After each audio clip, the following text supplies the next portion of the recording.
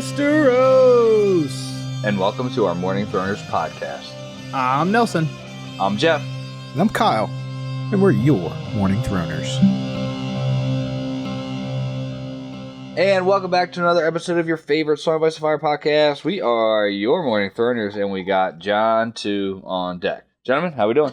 Is this like Sam 17, Feast of Crows kind of thing? John 2, Sam 1. Just different POV. Yeah. I like this chapter for that reason, but that's a nerdy Nelson reason to like a chapter 4, so. It is cool. I'll agree. Yeah. It was cool. I don't know if I would have remembered that this exact conversation happened without you guys telling me that. So, for what that's worth. Did it have to be 18 pages long? Did it have to be, George? And did it have to include exactly the same conversation? I guess that's my point is like 4 of those pages are just copy pasted pretty much. So you can just, Jeff can just skim over those. I think we're probably not going to go too in depth for it in the podcast. I do think it's interesting to like, there are parts of the Sam conversation. So if you guys don't know or haven't read this with us, this chapter is the chapter where John meets with Gilly and Sam. We had this from Sam's perspective in the first Sam chapter of Feast of Crows. So I guess what I was going to say there was some of that conversation in this chapter, he does summarize. He's like, and then Sam talked about nonsense for a little bit. And if you look at the Sam chapter, there is like 4 paragraphs that George just like cuts out. But then there is like 4 pages where he pretty much copy pastes it. And I'm like, I wonder, is there a reason he like? I didn't think that deep about it. Let you like, know. Is that part really important or something? Is I guess what I'm getting at. It didn't seem to be when I was looking at it, but I think there is, right? It's like the how to kill the other. I mean, we can get to that, obviously. There's some very important information there. It's also still very early in this book. It's recap chapters. So, I mean, look at it from that perspective as well, recapping that conversation some, right? yeah, I guess. I think, too, it's just cool to get into the head of these conversations, like what's actually behind the scenes of them. Yeah, to see both sides. And I've always thought that, like, the cat chapters would be, you know, there's some really cool, crazy things in Game of Thrones cat chapters, right? Maybe even like, I don't know, the second one, Clash of Kings, but like, I always thought it would be cool to get it from Rob's perspective too. Like, imagine the Whispering Woods from Cat, and then you get, I would take a Rob Whispering Woods. It could be the same fucking thing. I don't give a fuck. Or even Rob Jamie, right? Like that kind of the dueling. Yeah, after Jamie gets set free, like, all right, we got Cat's perspective of it. Let's get like, I always thought that would be cool. So it is cool that you get this one here. I think, did we get that in last book, or is it this book? They're both in this book? No. Feast for Crows is the other one. Sam was in the other book, right? Yeah. So, like, that's cool that it was, like... Spanning books. Spanning, you know, a year and a half of us reading it or whatever. Again, remember, originally they were not supposed to be split like this, right? Sure. Do you think they would be consecutive? I think if they would have been, they probably would have been written a little different. There probably would have been a little bit less copy-paste, but I think probably originally, they were probably supposed to be close to each other. That was my guess, is they would probably be less I guess exact word for word the same. What I was going to say when you were saying that, Jeff, is we have had what you're talking about a little bit, right? So Blackwater, Battle of the Blackwater, we had Tyrion chapters, we had Davos chapters, we had Sansa chapters, all within like minutes of each other happening at the same time, but none of those characters were near each other. I think this is the first time where you get the same event, same time, like same room, basically. Yeah, those chapters kind of like piggybacked off each other to tell the whole story, where this is the same story from 2 different perspectives. Exactly. Haven't we had Cersei and Jaime chapters about the same thing, probably? You're right, close, like on back to back, where they're probably thinking about the conversation that they had in the other one, but I don't think ever the same conversation. It's a kind of a futile thought experiment. It still makes sense, Jeff. Your point still stands. It is still fun to see the whole conversation rather than just our side. The other thing that I do really like about this chapter is there's a part where he gets some advice from Maester Aemon. I kind of hate this advice. We all know why you like it. Shut up. No, I don't like this advice, right? So I hated it too. Again, if you read the Sam chapter, really, right? There's a part where Sam. You guys might remember this. He's on his. I didn't send this. I sent part of the Sam chapter to you guys to read. I didn't send this part. He's on his way to see Jon, and he runs into Pip and Gren. And Sam's like, "Oh, I'm on my way to see Jon." And Pip's like, "Jon? Who's Jon? Do we know a Jon, Gren?" And Gren's like, "I don't know any Jon." He's like, "Oh, he means Lord Snow." And then Gren and Pip talk shit on Jon for a little bit. He's like, he doesn't drink wine with us anymore. He doesn't hang out with us. He'll hang out with... Boo-hoo. And again, I don't like that about this, but I think it makes sense when you see what type of advice Jon is getting from like the leaders he looks up to. They're saying, fucking stop doing the kiddie shit. You focus up. Like you're not Gren and Pip anymore. You're not a fucking kid anymore. You're the leader of men. You're the leader of this entire thing we have going on. So, okay, I have a question. I hope I remember to ask it to you, Jeff. what do you guys remind me? When John comes in at the very end for Janos, I want to ask you something about this. So remind me, but we'll get to it. So let's jump in now. Oh, write that down or something, Jeff. We're going to forget at the very end of it.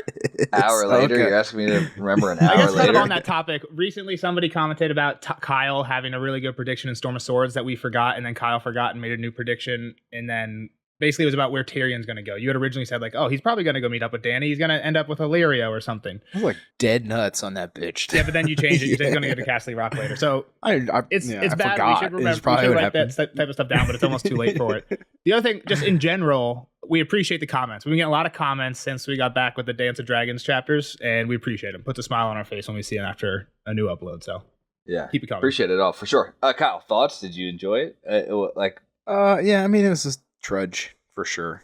Even the end ended all right. Yeah, Okay. the end was all right. I'll tell you, a little show to book. The show scene, even though the ending scene's good, the show scene is iconic. Yeah. It's absolutely iconic, and this doesn't hit the same.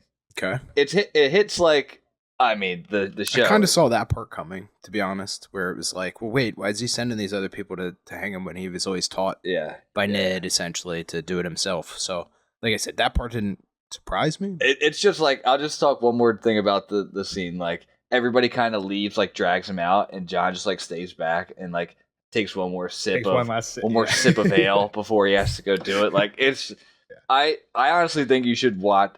I don't know just if there's that scene. Okay. Yeah, I think you we can watch honestly, it. We can somewhere. check it first and send it to him. I think you could watch that scene. I'm sure and Nelson will find it somewhere. I think it hits super hard. It's good. Yeah, it was all right. There's another thing that makes it hit hard too, but we'll bring it up when we get there. So let's jump in.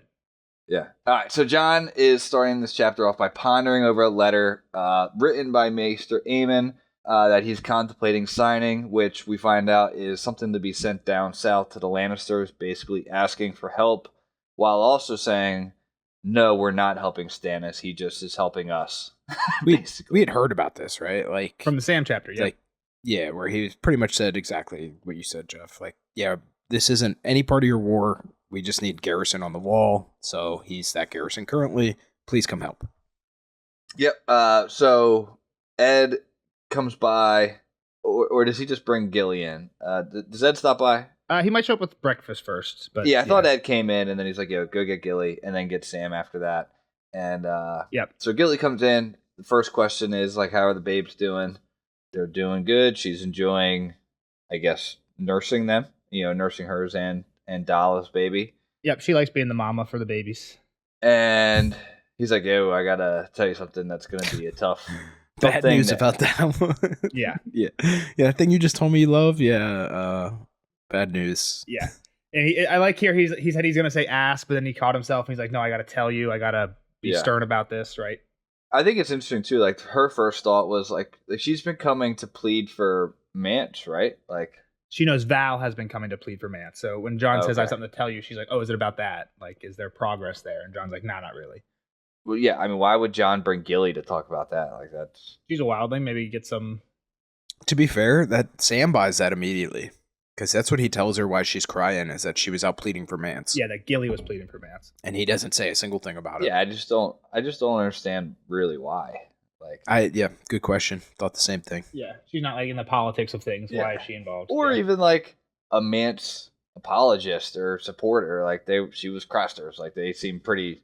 Craster was chilling. Slightly removed from the rest of the wildlings. Craster was chilling, doing what he was doing. It wasn't like he was throwing his axe at the wall. But little detail.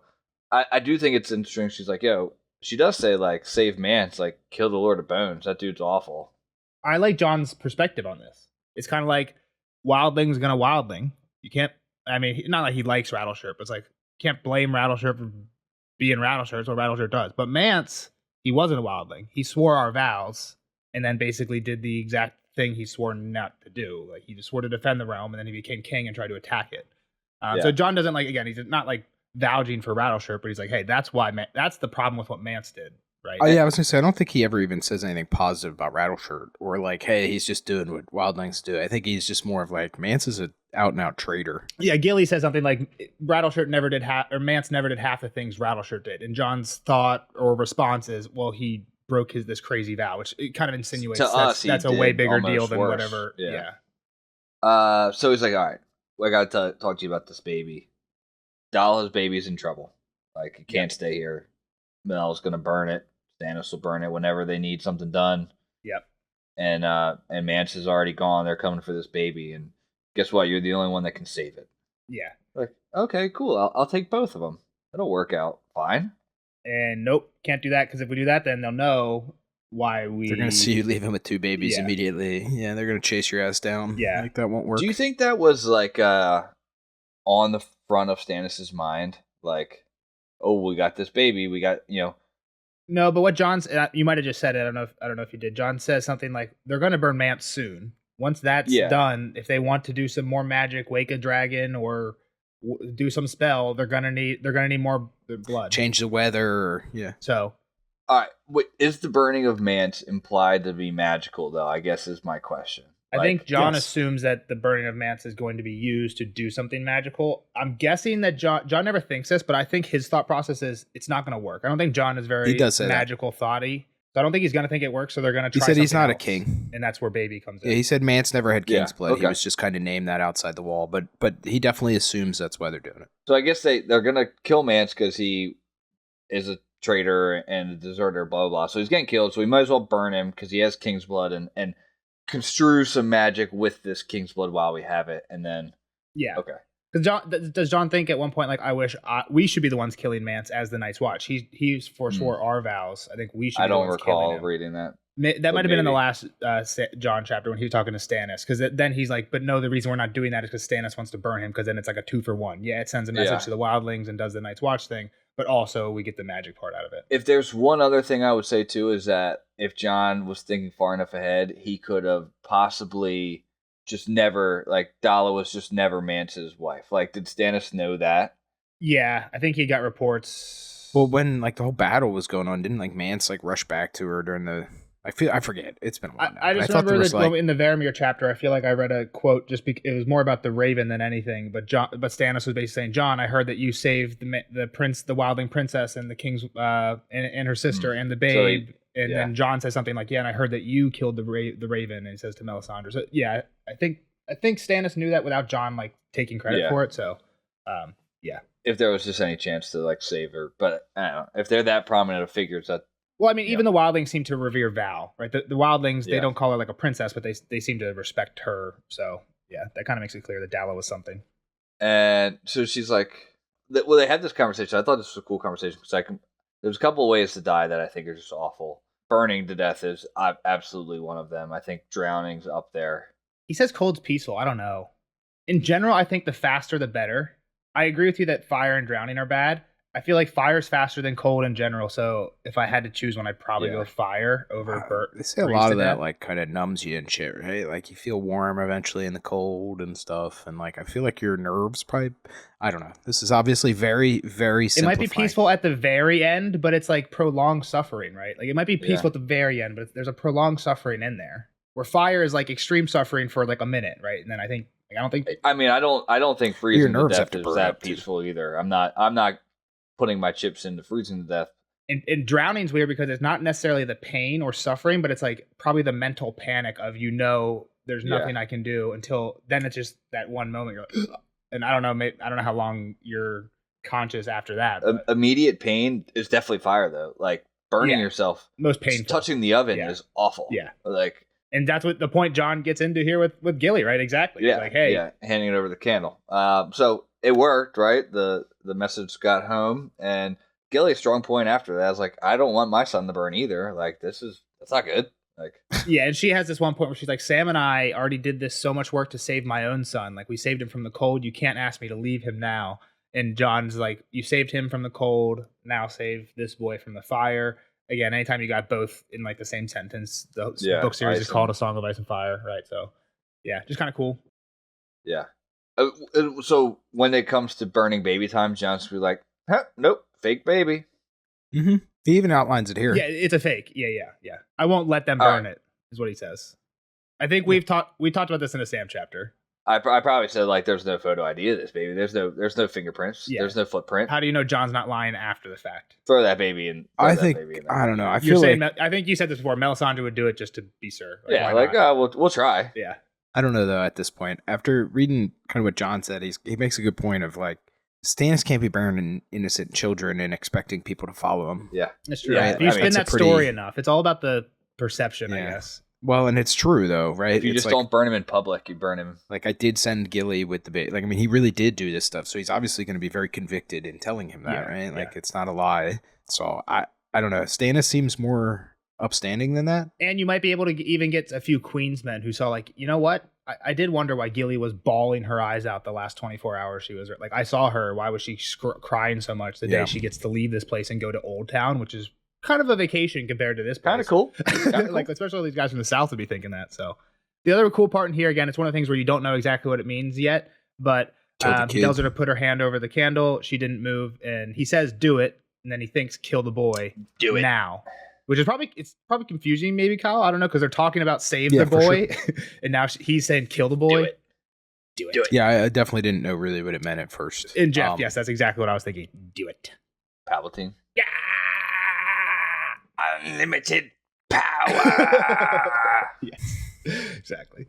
All right. Yeah, she does the hand thing, jerks it away. You got to save him from the fire. Gilly, one last time, is like, no, I'm not doing this.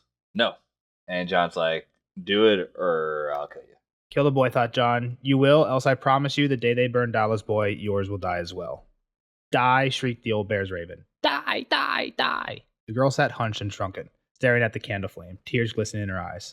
Finally, John said, you have my leave to go. Do not speak of this. See that you are ready to depart an hour before first light. My men will come for you. He basically put a gun to her head and said, get the fuck out. I think he put a mask on, or I like to think he put a mask on, not real John, right? But this is where he gets stern. Kill the boy. And he's like, I'll literally kill your baby, is what he says. Like, if you don't do this, if you stay. If your baby's here and that baby burns, I'm killing you. I'm throwing yours in with it. And he's not, I'm killing, he said, I'm killing the innocent baby. Is this a fake threat? Say Gilly doesn't go. And tomorrow they burn Mance and the baby. I think it's a fake threat. I don't think there's any chance John throws this baby in, right? No way. Well, he's not going to throw the baby in the fire. He's not killing. It's what he's telling not killing her. The baby. He's not killing the baby. No, he's no. Not killing Gilly. Yours or die as well. I guess he could just stab her baby. He's not killing that baby. I don't think he was doing the same thing. But it doesn't seem very John, but I don't know. I think he had a lot riding on this threat working. I don't think he thought that far ahead. How's that? To whether or not he would have to do that. I also just like that. I think it's an interesting part where he like kind of flips the switch, because also in the middle of it, the Raven says, die, die, die. And obviously the Raven's weird and perks the eyes. So, But yeah, she's out. Sam in. Yep. He does see mention that he sees Ghost in there, gnawing on the floor, gnawing on a bone. He's back, right? Ghost was gone. This implies he just came back from a hunt type of thing. Last John chapter, it starts with him, remember, warging into Ghost running along the wall. Yep. Sam comes in. Raven immediately flies down, gets some corn, cuts him through his pretty thick glove. Raven's nasty. And then John handed in the letter. So, talk about this letter. You know, we're asking for help from the Lannisters. That kind of chaps John's ass, because he's like, that they killed my brother. Like, he's holding on to his ties that he should have cut. He's not doing a very good job at the impartialness of the wall. But he is in a weird situation, because, like, no matter who you are and what the Lannisters did to your family, you're in a hard spot, because he's right. The Lannisters are never going to love him while Stannis is living here. Like, that's... So he's supposed to forget, but they're not going to forget, right? Like, that's the thing. That's the other side of it, too. It's like the Lannisters still are going to... They didn't take no oath to forget their beef with John. My point is just say Sam is somehow Lord I know Commander, that's not your point, John. but... He's still in a hard... I'm just saying, say Sam is Lord Commander, not John. He's still in a hard spot. Like, what are you going to do to get the Lannisters to be on your side while Stannis is living in your guest room? Like, they're never going to be okay with that. Like, regardless of what history you have with that family. Well, here's the argument that they have, or like the chips that they have. Is like, we asked you to come help us. You knew this was a problem. We were about to fail, and the wall was going to fall, and Stannis saved us. So, like, he's our savior, basically. Like, they have some evidence of some of this stuff now too, Nelson, where like there's like dead giant parts and stuff, right? Like, hey, I agree with you. I just don't think there's any letter you can send to King's Landing that's going to get, and Tywin's dead, but that's going to get Tywin to agree with you. And is Tywin? Yeah, Tywin's dead, because Tyrion's gone, so Tywin's dead. I don't even think. I don't even know if there's a letter to get Cersei to be. Yeah, no. I guess that's my point. While Stannis is there, definitely not. even if Stannis leaves, the fact that he was there recently, I think, is going to make the Lannisters just hate you regardless. At the same time, though, it could be like he's here. That's what they're playing off of, right? Like he's here doing kingly shit. Why aren't you, right? Your boy is back playing with toys. So your little fat pudgy son.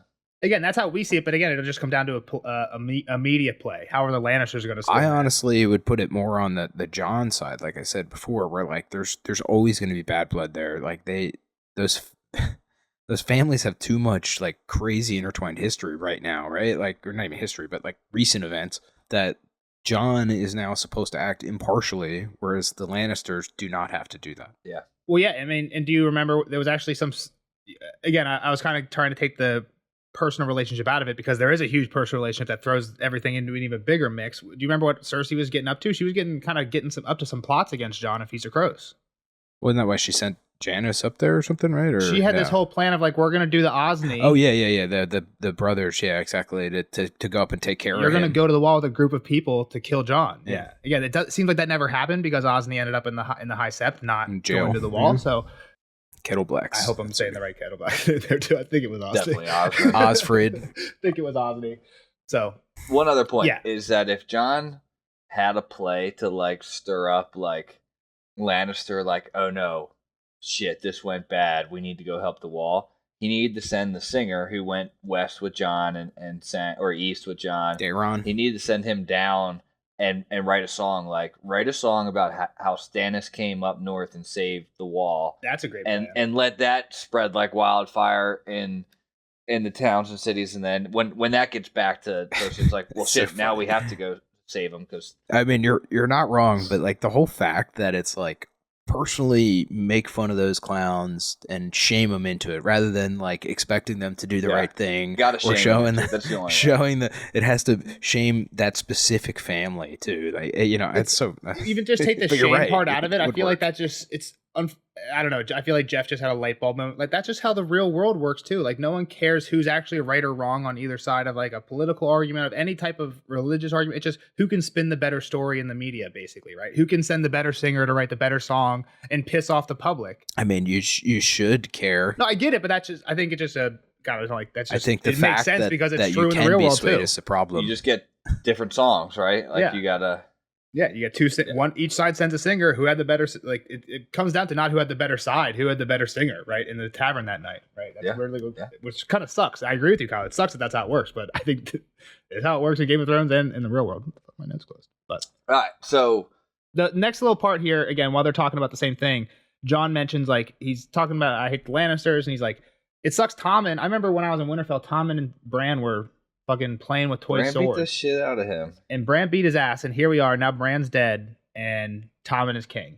And this is one of those cool where if you read the Sam and Jon lines back to back, really cool because Sam knows Bran's north of the wall. Sam pooped his pants real quick. Yeah, exactly. And Jon thinks that got an odd look from Sam, and for a moment he looked as if he wanted to say something. Instead, he swallowed and turned back to the parchment. You haven't signed the letter.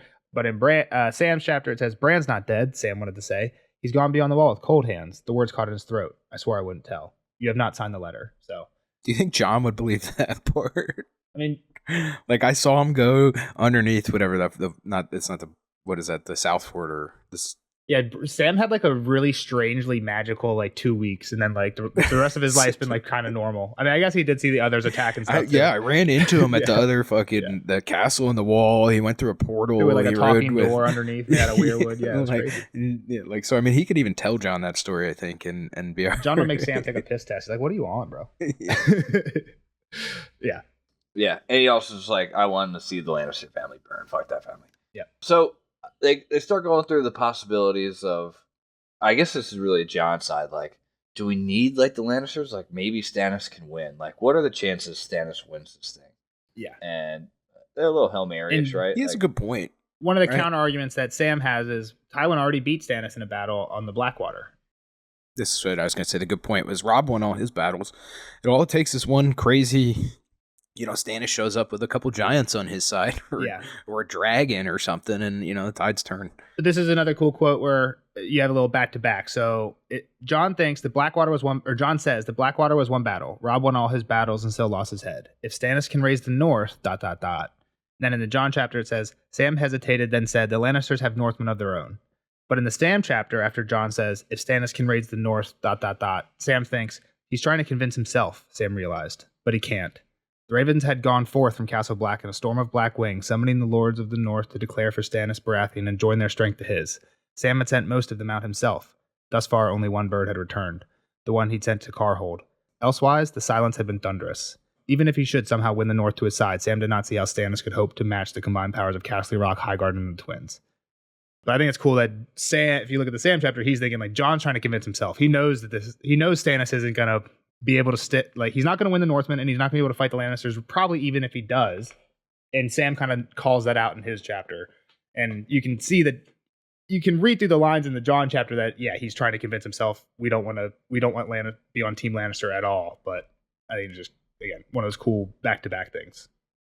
And Jon again trying to still argue the same thing. Like if he wins the North, he says if he wins White Harbor, the House of the Manderleys. Yeah, I guess he doesn't say it here. I thought he said it. I think Jon might think it. Do we know how he's trying to win the Manderleys? It might be later. It's mentioned that Davos is going there. I guess we knew that from the Feast of Crows chapters anyway, so that's not a spoiler. Yeah, I think it's mentioned here again. I don't see it in my notes. Yeah, somewhere he says in this chapter, I think that Cotter Pike sent word that Davos left with Salladhor Sand to go to White Harbor. Oh, yeah. He did say something about Davos and Salladhor Sand. He said. Yeah. So Jon is here saying if Stannis can win White Harbor, then maybe. And Sam's like, but maybe not. And a paper shield's better than none. Like trying to get the Lannisters. Sign that thing. Yeah. Send it down. And he does. And okay, why was Gilly crying? Why's my girl crying? Leaving your office. Yeah. Val sent her to plead for Mance, like we said earlier. Yep. Not buying it. That was the part. Not buying it. Sam's smart. No, he bought it right away. I know. Sam didn't say a single thing about Sam's it. smarter than that. He's got to think better. And he's sending her out. Gilly's got to go. He doesn't fight that at all. Kind of crazy. Yeah. Gilly, this is what it went on. Gilly's out. We need to find a new wet nurse. Sam's like, yeah, maybe goat's milk will work till then. That's it. Goat, yeah. Not like, wait, why? Why are you sending my girl? Like, where are you sending? Like, well, didn't they already have this conversation? Well, that's the other problem is that we had this conversation, but it's this conversation, right? Yeah. So like, but I thought they had a conversation about sending her to his family's house with the baby. I think like they can't stay at the wall. I thought he pretty much told her like, Sam, you cannot keep her here. Maybe not here. I think it's the first time they mention Hornhill because he says like you could take it as your bastard, and Sam's like, my bastard. That happens in this chapter.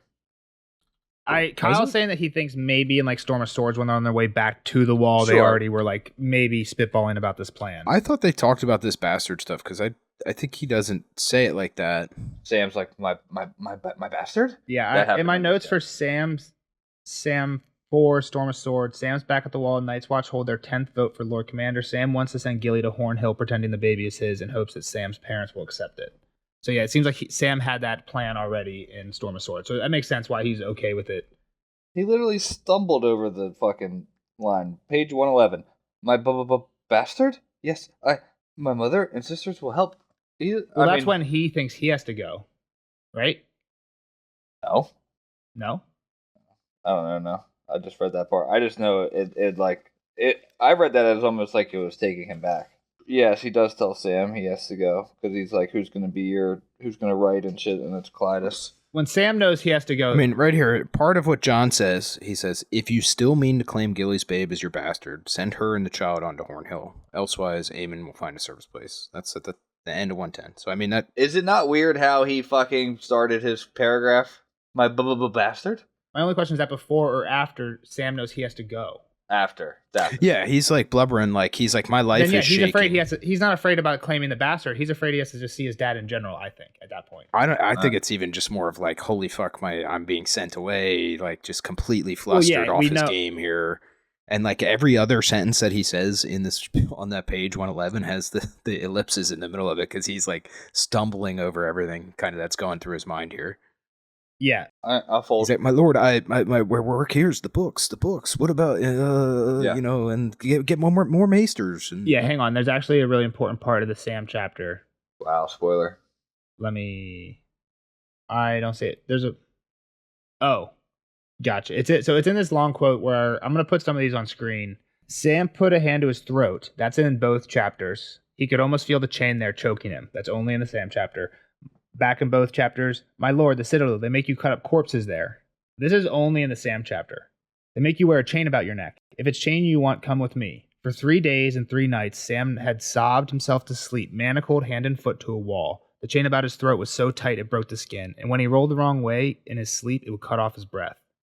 Yeah, that's the other part of this. That's right, Nelson. Good point. Is that he's also living childhood trauma of his father's abuse, essentially, at the thought of when he wanted to be a maester. So, like, he is just completely beside himself. Exactly. When he asked his dad if I could be a maester, his dad chained him up for 3 days and 3 nights and said, if you want chains, this is what you're going to get. So now John's like bringing that back, and that's why Sam is now like, what the fuck? And again, that's why I think it's cool. It is confusing when you're just looking at it from John's point of view, because John even says at one point, like, what the fuck is Sam doing? Like, he loves books. Why are you crying? Like, he was supposed to love this. I thought you'd be the easy part. Yeah. When you read the Sam chapter, you're like, holy trauma. Like, holy shit. Yeah, so. Yeah, it's good to... I didn't read the old Sam chapter. It's good chapter, perspective, so. yeah. No, I forgot about that too, yeah.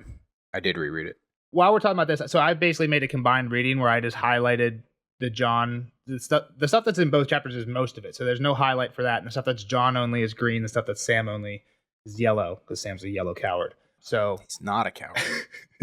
So that's how and I'll put some screenshots. So it's not that long, so I'll just put some screenshots of the notes for that in the background of the podcast right now, because I just think it is cool to see some of those. Like the one John says, if I convince all the lords of the 7 kingdoms to give up their Valyrian blades, all is saved. That won't be too hard. And then in the John chapter, no harder than asking them to give up their coin and castles. He gave a bitter laugh. And then in Sam chapter, his laugh had no mirth in it. So just, again, nothing like super revealing there, just like kind of cool to see what John thinks and then how Sam... Yeah, it is fun to pick up some of the tells from the other side, for sure. Yeah, Sam replied in a high-pitched squeak, and then in the Sam chapter, it came out in a high squeak. Hornhill is close to Old Town. Home. The notion made him lightheaded. My father. So again, like, the trauma is coming out, but John just doesn't see that, so... Yeah, so before we get into, like, Sam actually getting told he was left, it's like, hey... Tell me something, right? Like, what do you know? What can you tell me about our enemy? Sam went on about old books. I basically got from it that like timelines aren't reliable. Nobody cared about a timeline back then either. Yeah, so basically everything from the others was pre-Andals. It's First Men time. And the important part for what you're talking about, Jeff, is Sam says, the first men only left us runes on rocks. So everything we think we know about the heroes of the Dawn Age and the Long Night comes from accounts set down by septons thousands of years later. There are archmaesters at the Citadel who question all of it. Those old histories are full of kings who reigned for hundreds of years, so just like longer than you can be alive. Knights riding around thousands of years before there were knights, because Andals are who brought the whole knighthood thing. That's the idea of a knight, that's why the North doesn't really have knights, because there's not many Andals there. There's still a lot of First Men heritage. And then he says, you know the tales, Brandon the Builder, Simeon Star Eyes, Knights King. We say that you're the 998th Lord Commander of the Night's Watch, but the oldest I found shows 674 commanders, which suggests that it was written during blah, blah, blah, blah, blah. And St. John cuts him off like, enough nonsense. Tell me about the others. But exactly, I think that's like a really important thing. That I think this is one of the things that is copy-pasted, no difference in both chapters. So again, I think if you're trying to read into what is George trying to hammer home here, I think you're right. It's a lot of stuff about the others, and it's like, hey, we talk about like history and lore in world a lot. Take all that shit with a hefty grain of salt, I think is basically what George is telling the reader. I think the other side of that is it's just kind of connecting it to the real, to, you know, our experience as well, right? Like that's just how history is. Exactly. We have books like that full of, you know, tall tales and crazy experiences and stuff that clearly could no longer happen at this point. Yeah. Or, you know, things that happened prior to when they should have been able to. It's that parallel, I think, as well. Like, so he's like, all right, come on, tell me about our enemy. Like, let's go. I need to know. I need to know the important stuff. What do you got? Yeah. Well, they talk about Dragonglass. Talk about how. That was what I was going to say. So one important thing is maybe not the timeline stuff, but it's more of just like this specific theme keeps reoccurring, right? Like Dragonglass. The children of the forest used to give them obsidian, like, and this what was it, dragon steel and stuff, like these recurring themes, and like burn the dead, and like I saw them riding horses. I read stuff about them riding dead animals. Like there is nuggets of fact in there, and how to pick that out and sift through it and find it, right? Like those kind of and then we got to burn our dead. That's something that we've known, we learned from experience. And there could be giant ice spiders that come fuck us up. They ride dead stuff. The other like interesting like fact that he mentioned is it seems like others in cold and others in darkness / nighttime Yeah, what comes first, we don't know. Yeah, whether one brings the other or vice versa, it's unclear. But yeah, they come together. That would suck if you have to wait for the weather for a nice attack. Just imagine they get all geared up, they're on their fucking dead bears, and they got their ice spears and swords ready to roll, and then the sun pops out. It's just a beautiful day. Like, we'll do it tomorrow. You have to scrub the launch. Go back down. Exactly. Yeah. Stand down, gentlemen. I mean, I feel like that happens, right? Yeah. Well, yeah. That's a real world thing too. But unless it's the other way around, where they're the ones bringing the cold and the night, then you can attack whenever, and it comes with you. So I feel like one of those D-Day went a day early or almost went a day late or something like that because of the weather. Like that should happen. Be surprised. It's real stuff. Be surprised. Yeah, no.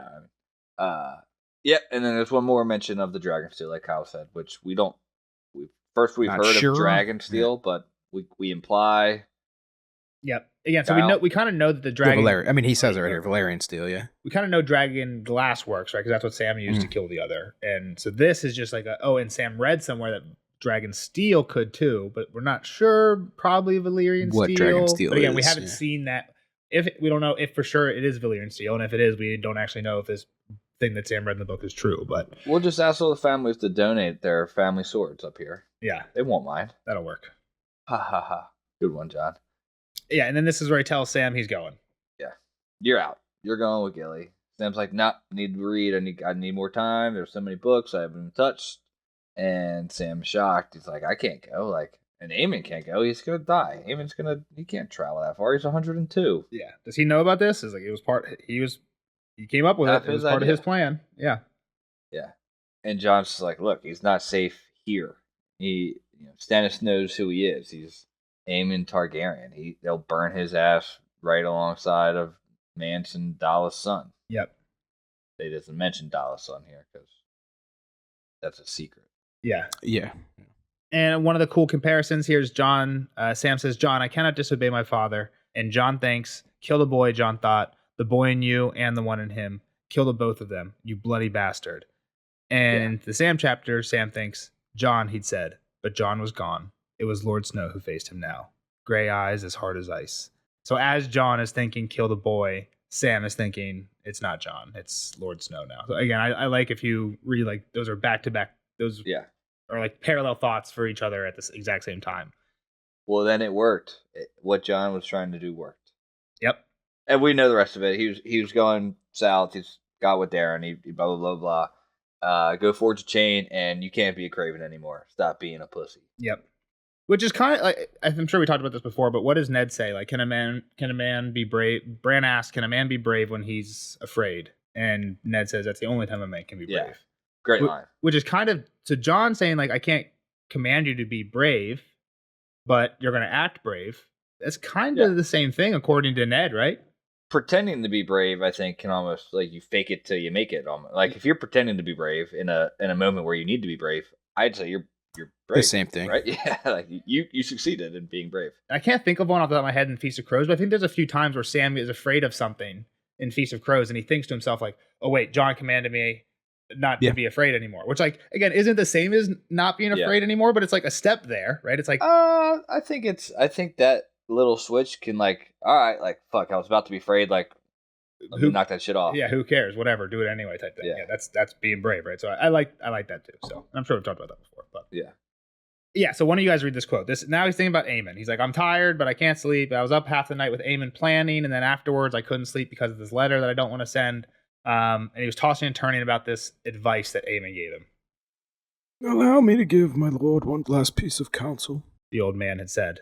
The same counsel that I once gave my brother when we parted for the last time. He was 33 when the great council chose him to mount the Iron Throne, a man grown with sons of his own, yet in some ways still a boy. Egg had an innocence to him, a sweetness we all loved. Kill the boy within you, I told him the day I took the ship for the wall. It takes a man to rule, an Aegon, not an egg. Kill the boy and let the man be born. The old man felt John's face. You are half the age that Egg was, and your own burden is a crueler one, I fear. You will have little joy of your command, but I think you have the strength in you to do the things that must be done. Kill the boy, Jon Snow. Winter is almost upon us. Kill the boy and let the man be born. Yep. So I was going to say, my beef with this is, like, you got to build on your past experiences. You can't just, like, kill who you used to be That's not how it works, right? Like, you don't just like, fuck everything that happened, the last 10, 15 years. Like, I need to be. I mean, he even does, like, to kill the boy, like, and then at the end, he still takes Ned's advice, right? Like, that was the boy took that advice. I don't know. I think to just, like, act like you have two distinct phases of your life is crazy. Now, Jeff said something earlier that kind of put it in a little different perspective, which was like you're in charge of like the hundreds of people now, so that's a little bit different, I guess. You kind of do have to suppress some of that. Yeah, I mean, it's just so different. Like, but like when you were just a steward and your job was to change the fucking shit pot of Lord Commander Mormont, and now you are in Lord Commander's shoes, like, what's Uncle Ben's famous quote? Sure, you can say it. With great power comes great responsibility. When you don't have any power, you don't have to. You can be a slapdick in your free time because you're not fucking over anybody but yourself. When you're in charge, you got to lock in. You can't spend time with Pip and Gren because you could better be spending that time helping. Well, then tell everybody that's in charge. Like, what do you? Go ahead, Jeff. Sorry. I'm a true believer in this statement too. If you are going to be the best leader you can, you have to lead. You have to be true to yourself. You can't be fake. Sure. Like, you need to be yourself. That's one thing.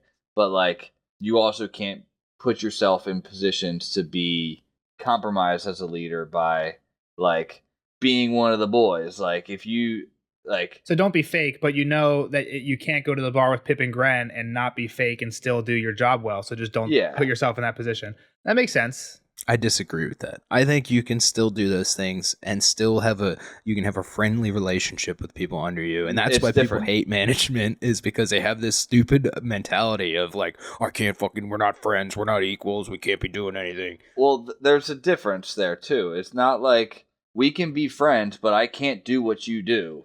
That's true. That's a true statement. Like, I've used this conversation. I think that's we have bad said propaganda. This before. Me and Nelson have comped our real lives have been comped in this. Yeah. So those who don't know, Jeff was we played football together in college, and then he graduated before me, and he came back and he was my coach for a year.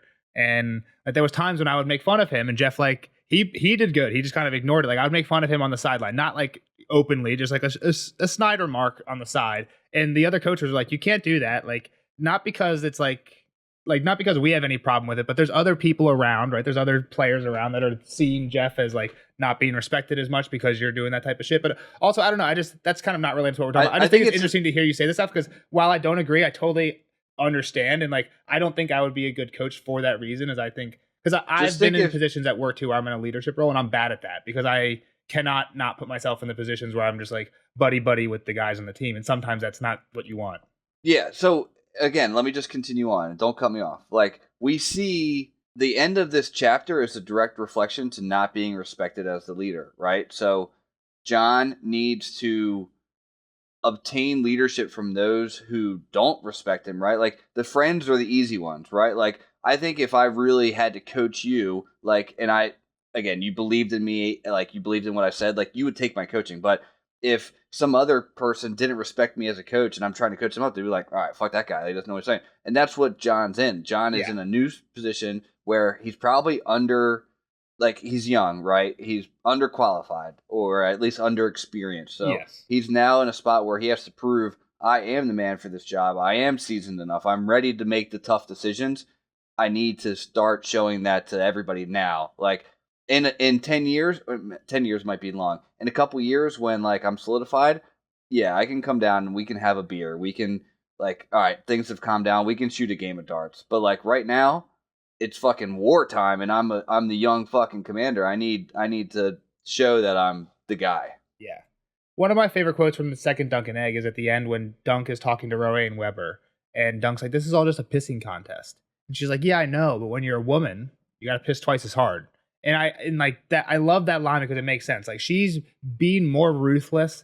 Dunk's like, "You're being too ruthless here," and she's like, "I know, but I have to, because in general, people disrespect me because I'm a woman." I think you're basically saying John's in the exact same role, more because of his age in this, not because of his woman, but it's the exact same thing. Like, I can't, like, maybe in a couple of years, once I'm older and they all respect me, but right now there's just a lot of like like people in general are questioning like his leadership. And so I mean, even his own friends are like saying like, this guy's being a dick now. Like, we don't like, I don't know. Like, but to Jeff's point, if he sat them down, like, "Yo, Pip, for real, like, listen up. I know that I'm not being like, but trust me on this. Go do whatever we need it done." They would go do that because they already trust him. It doesn't matter if they're not like they don't like him being friendly. That's what Jeff's saying. Like if he wanted to coach me, I can make fun of him on the sideline. But if he was like, yo, listen up, slapdick, like I know Jeff enough that part of the reason I'm making fun of him or joking with him on the sideline is because I do already respect him and I would, you know what I mean, take his counsel in that respect. They just don't like that he can't play both.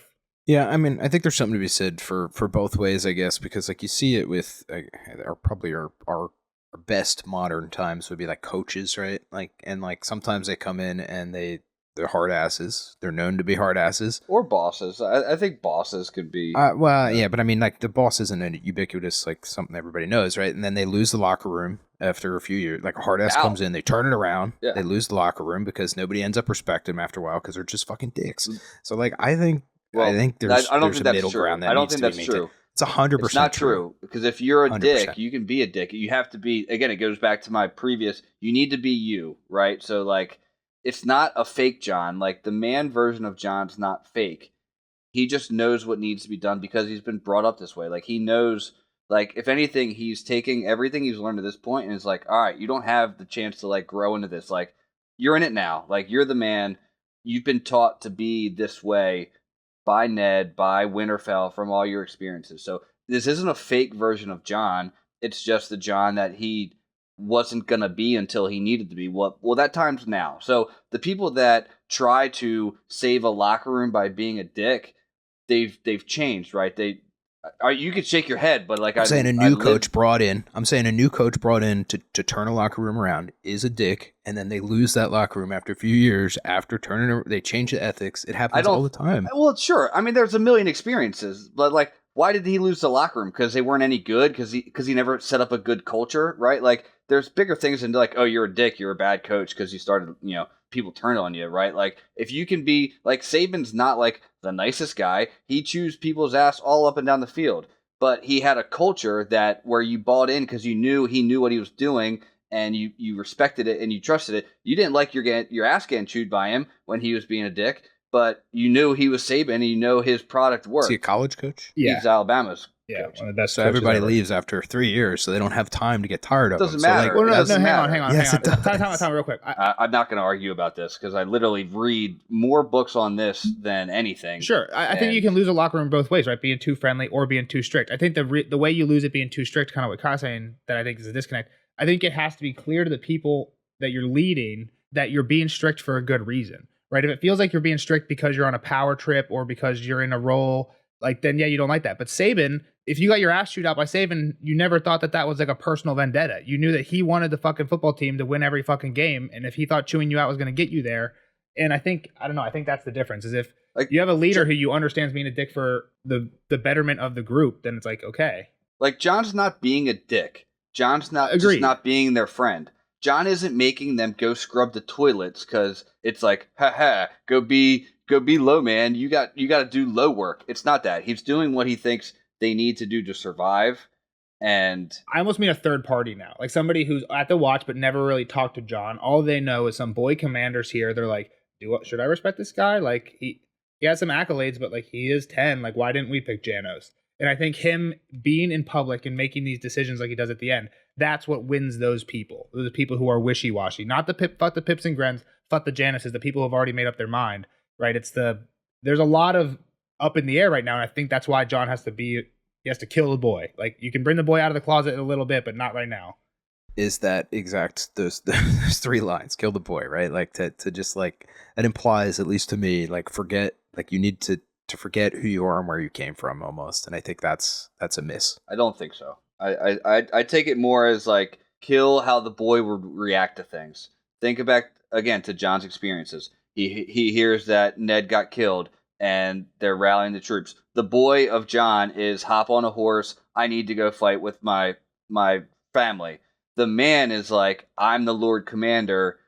Or even the man would have been like, damn, that sucks, but I'm a nice watchman. Exactly. I'm here with my brothers. Like, I got to forget about that. The boy responds one way. The man responds this way. That's what it is. It's not like Nelson is going on a camping trip. The boy of me is like, fuck yeah, I want to go on that trip too. The man in me is like, I got 2 fucking kids and a wife. I got other shit to do. I can't. I got.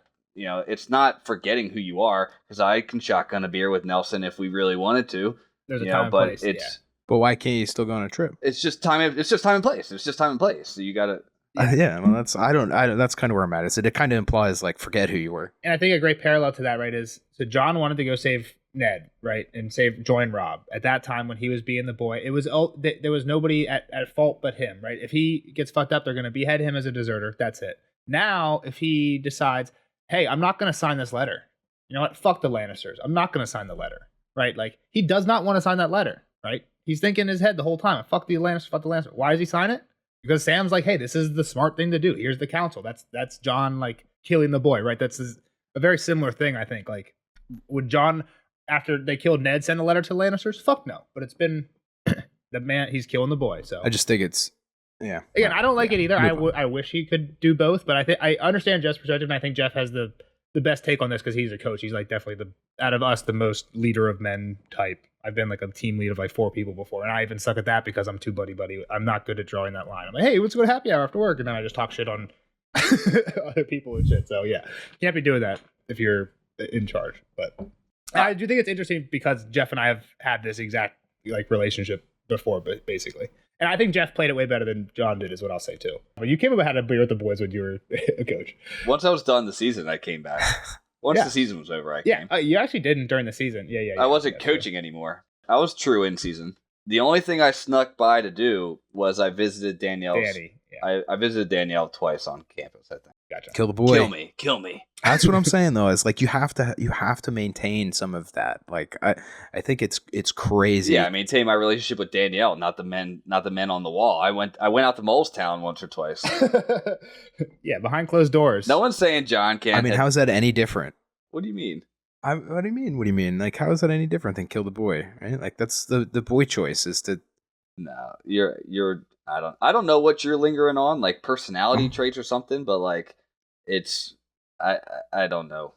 Kill the boy. Right. Like, what do you mean by kill the boy? Like, he can't go like ride his horse or not? Like for fun? Like, it doesn't mean he can't have fun like in his time. But again, there's a time and a place. Like, he's in like the thick of it. I mean, he said egg had innocence in him, a sweetness we all loved. Kill the boy within you.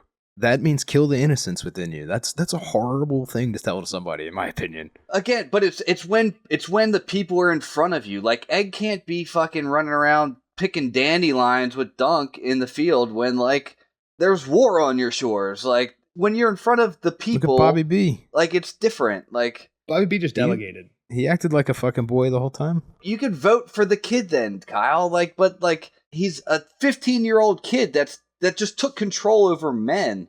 Like he's not gonna be fucking their leader, puking in the back corner because he drank too much with Pip and Gren. Like it's just crazy. I think I agree with Kyle from the Pip and Gren perspective, but I 100% see Jeff's point of view from everybody else. Right, like the majority of people, Castle Black, were not best friends with John before this happened.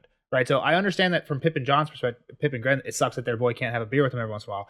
But I understand also that like it's probably good that like the guy who's in the corner who's like, you know what, is this 15-year-old commander gonna be a good commander? And then he sees him in the corner of the dining hall joking and playing fart jokes with Pip and Gren. Like that's not gonna win him many fans. And I understand that's why it's important because right now there's more people that are questioning John than already had an opinion of him, right, good or bad.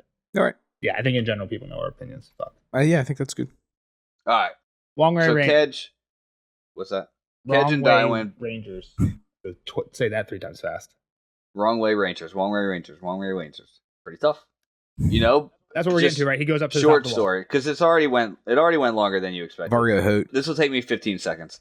I used to think when people say that like 5 times fast, not 5 times in a row, but say it like 5 times faster than you actually would. Like, you know what I mean? Like, no. if you sped up the podcast to like 5 times, like it would sound like, what do you mean? Like, 5 times as fast. Yeah. And I was like, oh, that's not what that means. Take it literal. All right. So, yeah, Kedge and Daiwin tell him that Stannis is sending out men that are going the wrong way, but he knows that they're going to Manderley's.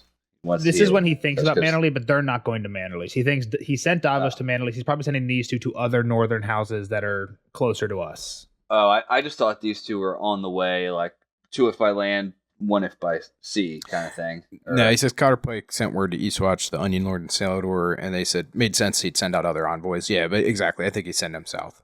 Yeah, okay. Get more houses.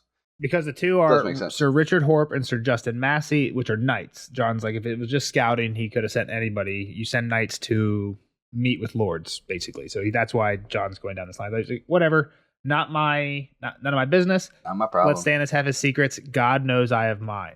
God I knows. thought this was a weird line. Do we know of anything that John is currently keeping from Stannis? I guess the baby. I mean, that's the biggest one. Well, right yeah, now. Dallas baby. I didn't think about it, but Yeah, that's The most huge- current event is the secret It's from a Stannis. huge secret, yeah. Like, other than that, like, maybe I'm writing a letter to the Lannisters saying that I'm not your man. Like, That's that's true. a pretty big secret. That is from another good Stannis one. True. as well. Yep. But John has an awful nightmare. Basically, he's cutting off the baby's head, sewing him back on, and throwing him in the fire. Switching Did he them. do He anything? switches Or their just- heads. Just chopping heads Yeah, off just switching and them. sewing them back on.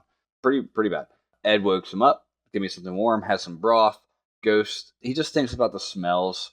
Like that. It would smell much better. It would taste much better as. It's as weird. Yeah. Ghost. He thinks that his smells and tastes are way more vivid in the wolf dreams. I just think it's weird because he specifically said, I did not have wolf dream. I had a different dream about cutting Gilly's Yeah. baby's heads off. So, like, why is that on I mean, top of his head if he didn't just 'cause have he that could- dream? But I don't know, because Ghost is there now, or like Yeah, Ghost is there. or it just doesn't smell I think good enough. it's just the meals are so meager as Yeah. well, right? Like this is a broth. He's like it tastes like it should have had carrots and stuff in it, but it doesn't have anything. And like, man, I wish I was eating like Ghost. I think right? it's to the point of what we've heard with Bran too. Is like, Yeah. don't live there because like, just not.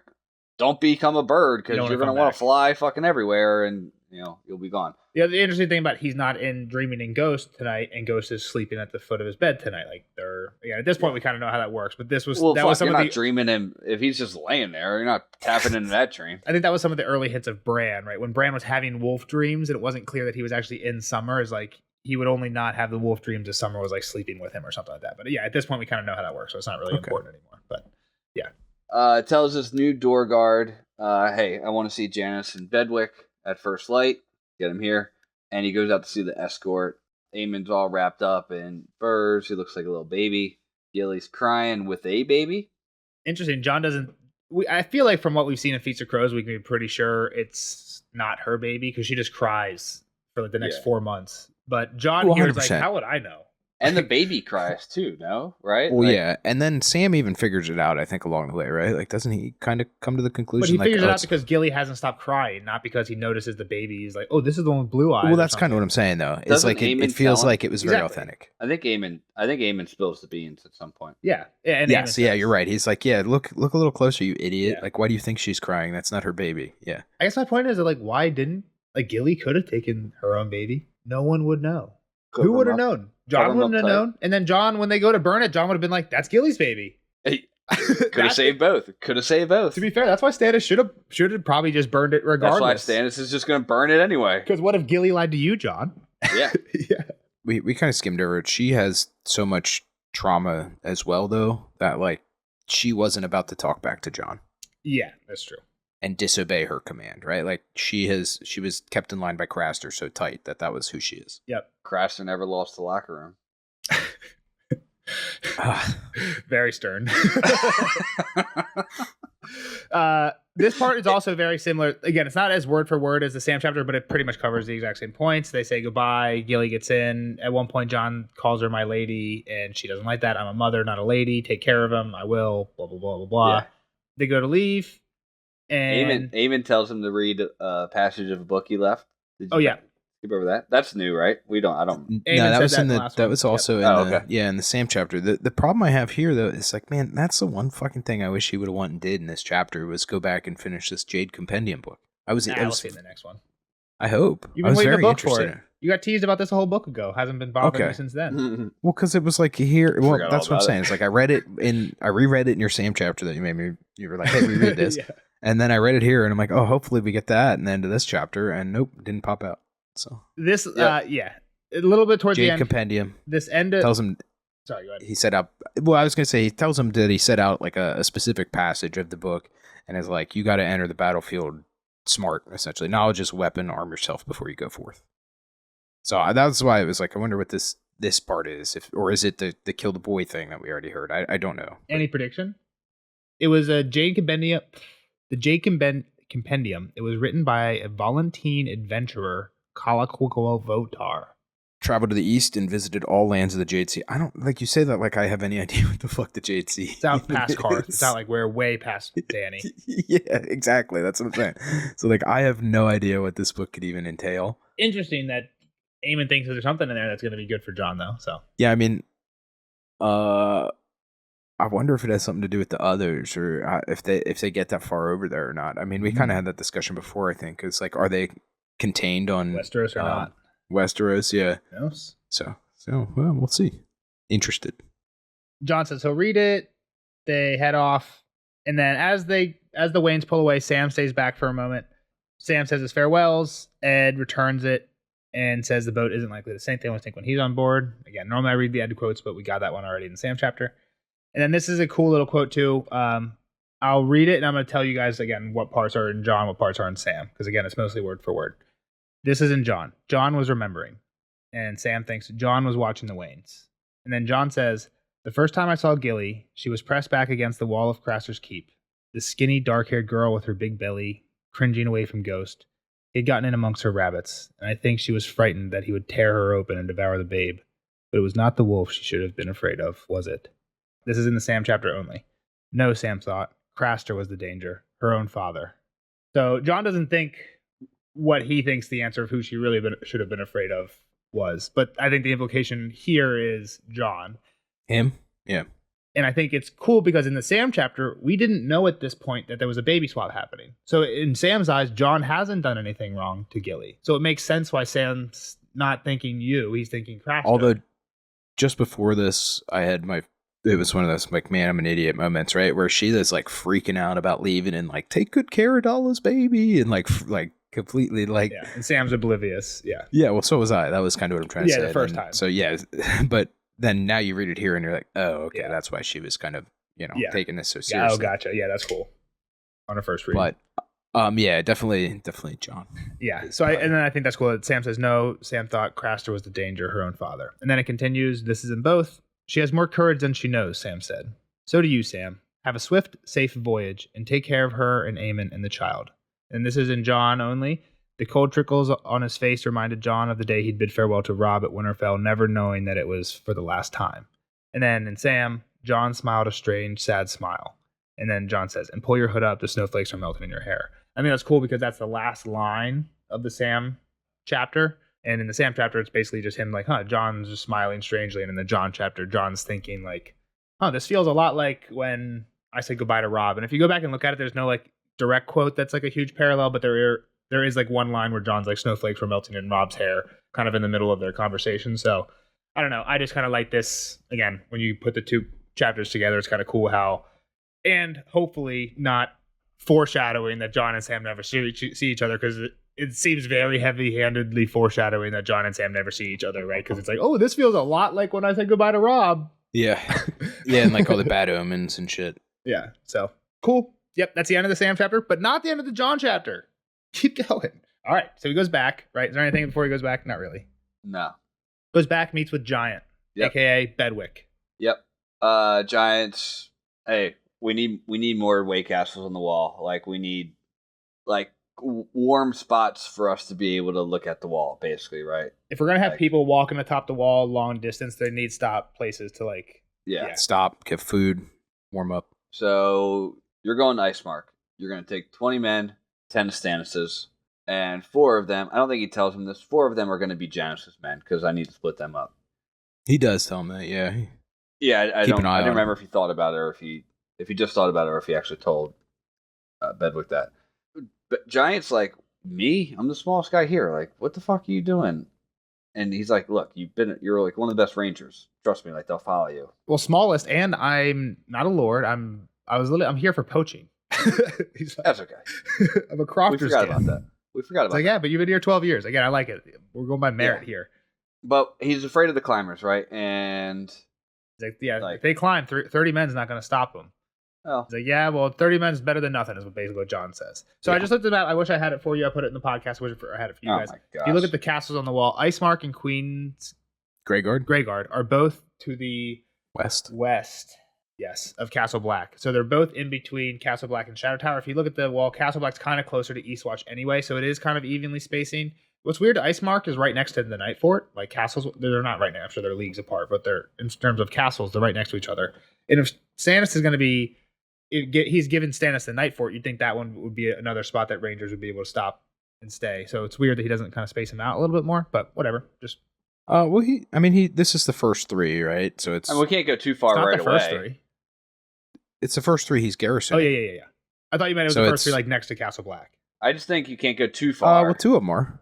But you gotta try to spread out. Hang on, no, it's Queen's Gate, which they're not garrisoning, right? Then it's something else. Oh, you're right. No, you're right. I thought Greyguard. I'm sorry. You said Queen Greyguard's way something earlier. further. That's your fault. I know. This is your fault. I know. It's 'cause I was Greyguard's even further than Ice Mark. Yeah, it's Greyguard, Stone Door, Hoarfrost Hill, Ice Mark, Night Fort, Deep Lake, Queen's Gate, Castle Black. In that order. I think it's kind of like checkpoints. Like you can't checkpoint every one of them. You need to we need to stretch out. Doable in a day. Yeah. But let's go halfway and then go halfway. And then as we grow, maybe we can keep going halfway until we fill them all. Yeah. I think the numbers we have so far too are 200 people currently at Shadow Tower, 200 at Eastwatch, and 600 at Castle Black. So John's taking 30 out, 60 out of his. So 10% of his garrison's going away and to these new ones. So just getting I guess not quite 30, only 40 of his own men because some are Stannis's. Yeah. All right. We get some history. Last time old King Redbeard climbed over the wall. Man, he really almost got him. Sleepy Jack, Lord Sleepy Jack, ain't gonna be Sleepy John. I'm gonna be ready for them. Yeah. So the guy had climbed over, got past the wall. They basically just made fun of the Night's Watch Lord Commander because he didn't do anything. And the Lord of Winterfell, Willem of Winterfell, died fighting, but his brother Artos the Implacable, both Stark, so Willem Stark and Artos Stark. Artos saved the day. And then the Watch arrived to help. This is happening south of the wall now because they've climbed over and they're attacking the realm. The Watch arrived to help, but the battle is already over. This is interesting, I thought. Artos the Implacable makes the Watch.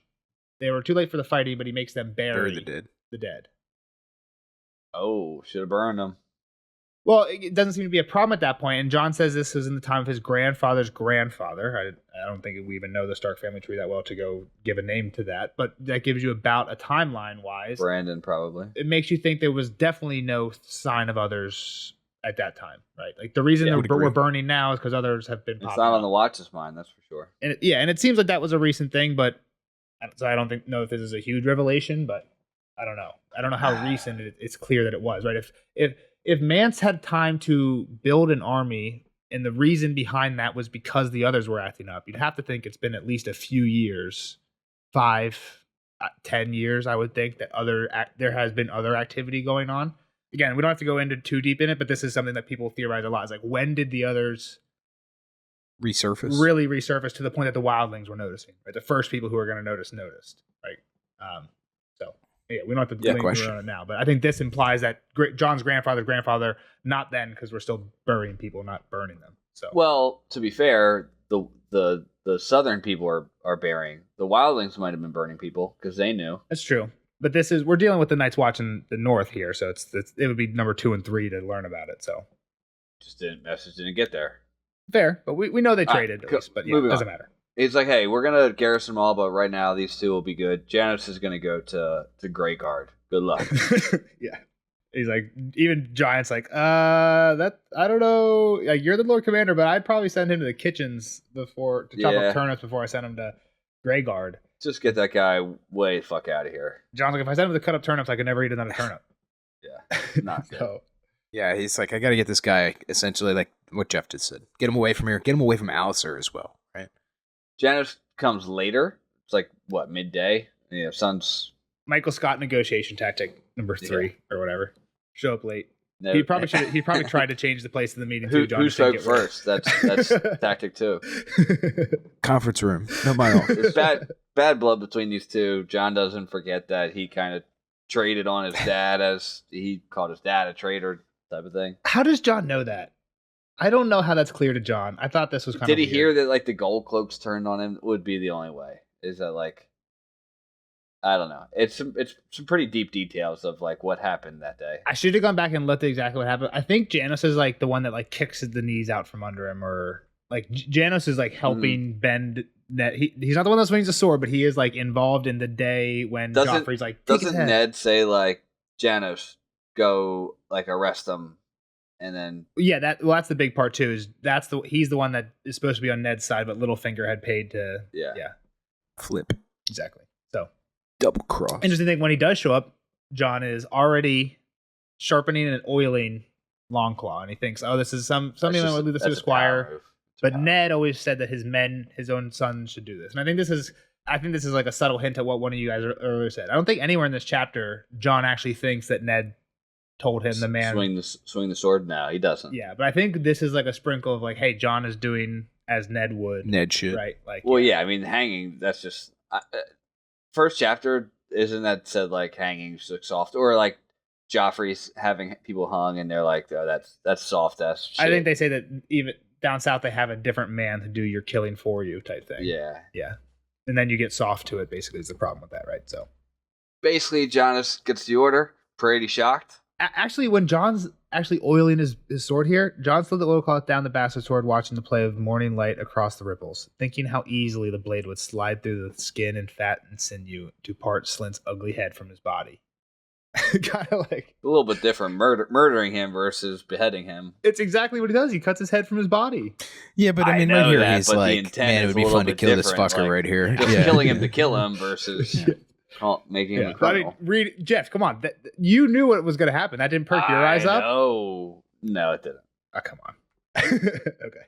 All right, you got to go get that place in order. He's like, hey, that work's gonna keep him tired. He's not gonna be plotting against me. John's like, fuck Greyguard, you. Fuck your Greyguard. Read that quote by Jon, Jeff. It was. The fort is in a sorry state, admittedly.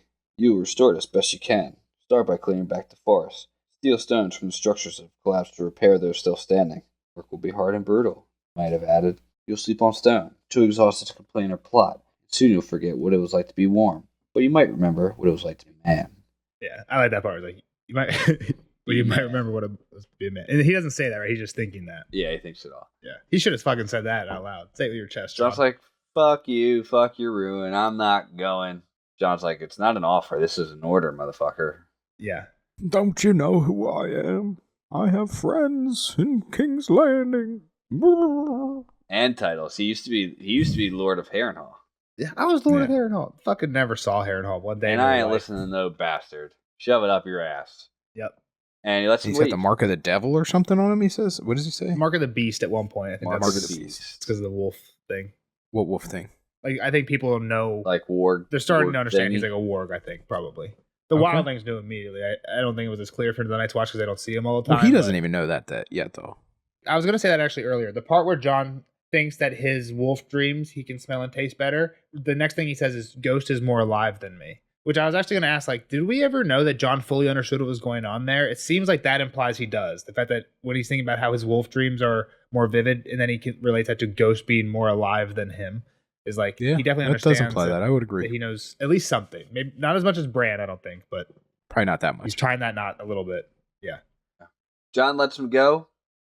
But it's like, maybe a night's sleep will change his mind. Yeah, he has a chance to do the right thing. He can talk shit in the moment and Sometimes come those around. lines that I actually didn't put as a quote, but he's like, "I hope a night's sleep would change his mind." So he's like, that proved a forlorn hope or something like that. It It did not. Yeah. Yeah. Next morning, he's in there eating with Alistair and the other cronies. Here's my question for you, Jeff. I want Jon to bring Pippingren in. Like, why? So he lists this big list of people: Dolores Ed, Iron Emmett, Mully, Horse, Red Jack Crab, Rusty Flower. Some of these cats we never heard of. Owen the Oath. Why are Pip and Gran in the corner? Why aren't they in Jon's close circle? In his posse. I couldn't tell you. I don't know. I think I thought you were gonna have a better answer for this. I think because as you were kind of saying your reasoning in the rest of the chapter, I was thinking like that just puts it makes it harder. It doesn't make it impossible. It makes it harder for Jon to keep himself out of those situations that you were talking about earlier. It could be. Like if you knowingly put your slapdick friends in your posse, Yeah. even if they are capable, right? It still just puts you in a. Yeah, I didn't like it, but I think you kind of had already persuaded me off this. I don't think it's ever bad that Jon would go and have breakfast with people. Like, Yeah, you don't need to be a fucking statue. Like, you can have and breakfast. it's not like Jon was ever the one like cracking the jokes and like being super off the wall anyway. He was just like there chuckling at Pip's stupidity Yeah. every once in a while. The thing is, like, if you do have breakfast with Pip and Gren, well, guess what? The next day, you probably gotta go with Owen the Oaf and fucking that guy. Like, you gotta spread the wealth a little bit to your. It's another Ned thing. Your people. Yeah, every day with a different man. So, but yeah, that didn't sit well with me when he's like, "Oh, Pip and Gren in the corner," and then he walks in with like 12 other guys. I'm like, come on, at least have them there. Well, he also has like. Well, they might have had. Sorry. They might have had other duties that morning or something. Yeah, I guess. I also don't know if it's like the show or not, but like he has like a table, no? Like John sits at a special table. Yeah, like there's I don't like think that's as clear. Yeah. In the show, there's a Lord Commander table. Like they almost like sit up on a stage type of thing. Like on the what do they call it in this time? Like you sit on the dais, the dais. Yeah. So I don't know if that's what happened or not, but basically like came into breakfast and like, all right, Janice, fuck out of here, like. And there's people here. What are you doing here? There's people here. It's not empty. This is a like full house. This is a packed deal. Yep. Janice, you got to go. It's time. And he's like, fuck you. In front of everybody. Like, fuck you, dude. I ain't going. You little bastard with the beast. You little traitor, son. Janice has to know. Like, doesn't Janice... Like, you'd think he has to know that John means business. He just rolled in with, like, 12 armored guys. Like, maybe not 12, like, six guys. Like...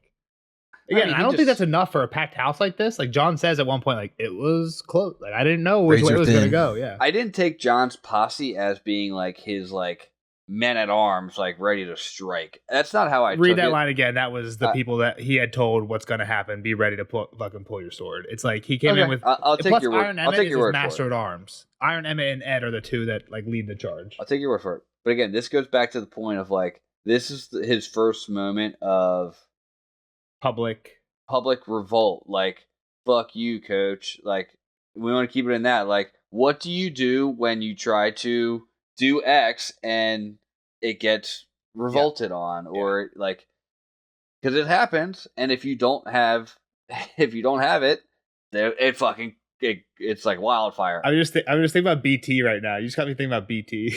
Exactly. No one knows who that is. You're just an asshole that like he would perk up once in a while and it would pretty much make at least me as a freshman at the time be like, holy shit, what is coach gonna do right now? Like you cannot say that to a coach, or you cannot do that at practice. And I'm just like, what? And I was always like, what the hell's coach gonna hit? And I feel like most of the time they handled it pretty well. I mean, every time they kicked him out of practice, right? Yeah. Like kicked out of meeting, kicked out of practice. Like arguably probably could have been kicked off the team. Or like at some point. But like, if you don't do something like that, you just let him like go back to the end of the line in the drill, and then another kid's gonna do that. A freshman's gonna do that next. And then week. and then that's like, well, fuck, he did that. Like I can do whatever the fuck I want. Like he did that and got away with it. Like, yeah, exactly. That's when you get in trouble. Which is why John orders Iron Emmett to take Janice to the wall and hang him. Read that quote, Jeff. He says, "None of this bullshit. None of this no bullshit. You're coming with me." As you will. John nodded to Iron Emmett. Please take Lord Janos to the wall. And confine him to a nice cell, he might have said. A day or 10 cramped up inside the ice would leave him shivering and feverish and begging for release. John did not doubt. And the moment he is out, he and Thorne will begin to plot again. And tie him to his horse, he might have said. Slim did not wish to go to Greyguard as its commander. He could go as its cook. It will only be a matter of time until he deserts, then.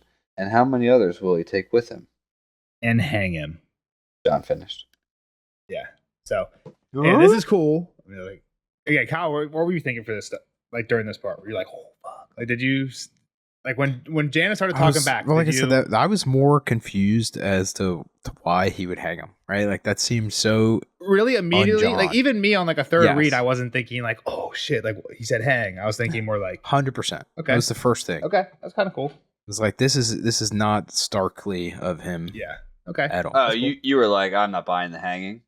Did you think he was gonna like fake hang him and like get... No, I thought he was gonna have to do something himself, and what happened at the end is kind of what I thought was gonna happen. Because like that was just not who he was, right? Like that would have been undone 4 books or whatever that we had read already in one moment there. If he would have just... That sucks, because I think the other cool moment is when Janos starts doing his usual like, I have friends, you're gonna rue this, and John's like, wait, this is wrong. And I don't know, even on like a third read, I'm like, oh fuck, that, like John's gonna not like, do it. I'm like, oh shit. And I think who is it? Bo Marsh. Bo Marsh is like 7 hells. Like, what are we doing? And that's what Bo Marsh like, thank God. Like Bo Marsh like did not. John thought John was crossing the line. Oh, you think? Oh, 7, save us. He says, I will not hang him. John said, bring him here. Yeah, when John says bring him here.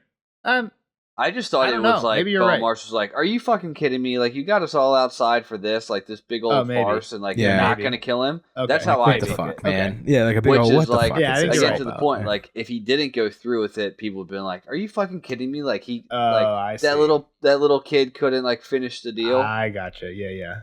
Like he was the bluffing. stuff was out of the tube, right? The toothpaste was out of the tube Yeah. at some point here, where it was like he had kind of crossed that lexicon he needed, or is that the right word? The horizon, event horizon. No going back. Yeah. Yeah, something like whatever the word I'm looking for is. Yeah, he. I don't think Point it's of no lexicon. I return. think that's Etch, Yeah. Etch, Ed, fetch me a block. Yeah, exactly. Well, the smile that Lord Janos smiled then had all the sweetness of rancid butter until John said, Ed. Yeah, you know what? Actually, this is how we do things. An North. unfleeced Longclaw. Please, no, don't kill me. I'll go. They got him. I'll go. Yeah. That was his last words. John says, any last words? And he expected a curse, and he's like, I'll go. Yeah, like please. Too late, like, motherfucker. nope. Only oath wants his boots. John glances to Stannis. The eyes meet. Little Stannis head gives him a nod. little, like, head nod and goes back inside. You know why Stannis nodded? Because he knows he killed the boy. He killed the boy. Yeah.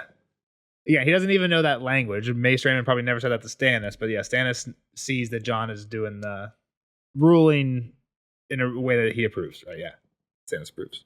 So, again, I like it. It's one of those ones where it's like, I don't know, because it's Janos, it's like not very black and white. Like, we hate Janos, so like I almost wish, like, what I if, think that like, makes it more. I'm trying to think of somebody at the wall who, like, we kind of like. I mean, it'd be much stronger if, like, Pip.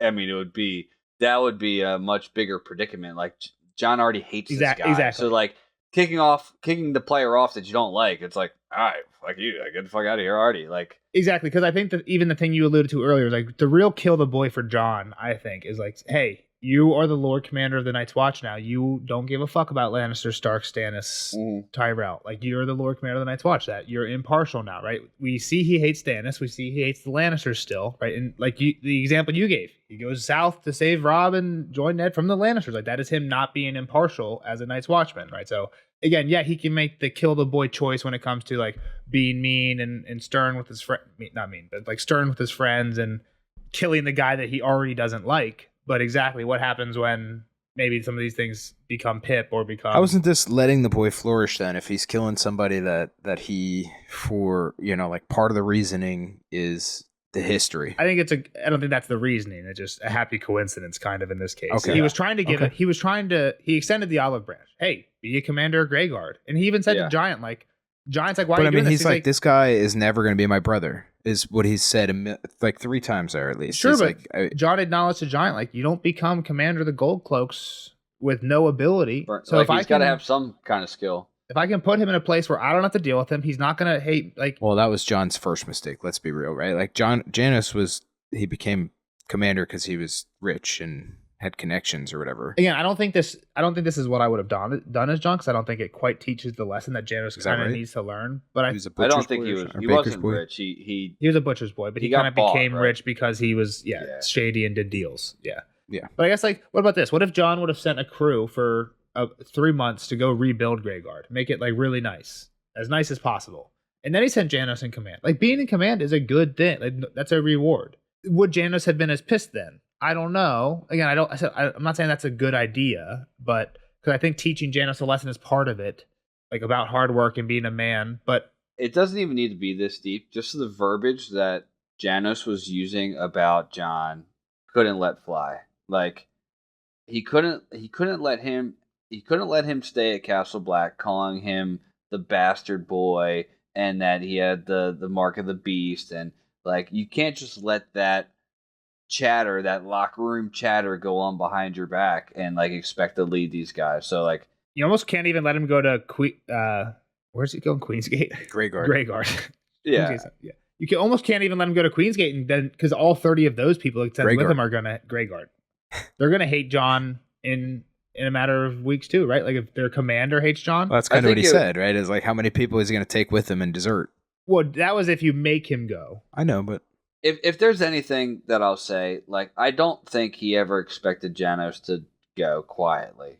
He kind of set the trap for him to. He put the cheese. He set the spring, and Janos stepped right into it. And he knew he was just gonna have to kill him. Like it was all. You think? I don't. And again, I don't know if that's the best way to be a leader. Like set up your followers that you have to kind of cut them loose. That's not. I'm not gonna say that is gonna. I think that's a good thing, is to give them an opportunity to shine and show who they really are right on their own. I think my question for you though is, do you think killing somebody is the answer here? I mean, it's their answer. I mean, once he said disobeyed that, an order. Yeah, it's like that's the rule. I mean, once he said that, I see that, like, yes, he kind of had to kill him at the end, but like at that point, but like before he was like killed him. I don't know. You disobeyed. Was that the only answer? Order. I don't know the rules of the Night's Watch, but it Yeah, I think I see it. If you're a lord and someone like disrespects if you're not a lord, if you're a leader and someone breaks the guidelines, as a leader, you're in charge of like to enforce the rules, right? And for a football coach, that is kick the guy out of practice for a day. For John's, that is if you disobey an order, that's a death sentence, and you knew that when you fucking signed up for this, right? So it's not like a. I get what you're saying, Kyle. There's like a moral dilemma where the leader gets to choose the punishment, but I think it's more of a no. We have guidelines at least, and the leader is just carrying out the guidelines for the most part in both cases. Current day coach and old time Jon Snow, like, and it's part of like a Night's Watch isn't as consensual, right? Because a lot of people just get sent there because they broke a law, but people who don't, people like Jon, they know what they're signing up for. Jon knows that if I break an order now, I could be beheaded, right? So I don't think you can say, would you morally behead someone when they do that then? Like, well, yeah, he signed up for it. Like, right? That's how this goes. But Jon is the Lord Commander now. He could make those changes if he doesn't think that's the right answer. I think Jon that's set fair. I think Jon set this trap, so now the next person that tries to speak out against me doesn't, because they know I fucking mean business.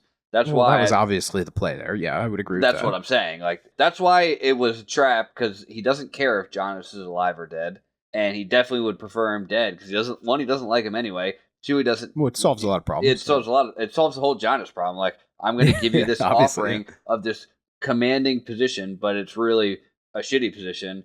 And when you say no to me, then I get to kill you, and I get to make my point to everybody else that, like, I'm here not to fuck around.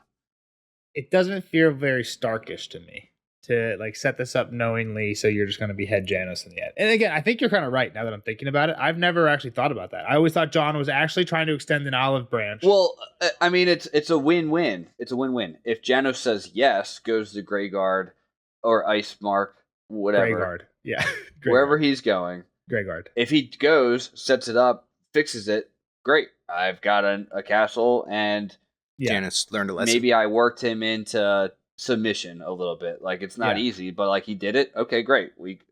He doesn't love me. I don't have to love him either, but at least I know he can work hard. Yeah. But he said no, so now I get to chop off his head. So I want Jon won either way. I just never thought about what did Jon think Janos was going to do before he asked this. And I think you're right. He probably thought he would have said no. And I just feel like that, to Kyle's question earlier, is Jon really killing the boy and being the man? No, if you thought from the beginning you were just going to get to kill the guy that you don't like anyway, right? In that case, choose somebody else to be the commander of Greyguard. All right, let me just say this too. It just seems like that seems more boyish than mannish, I guess, to me. Right? Jon is trying to be the man in his point of view, right? Like his boy's point of view.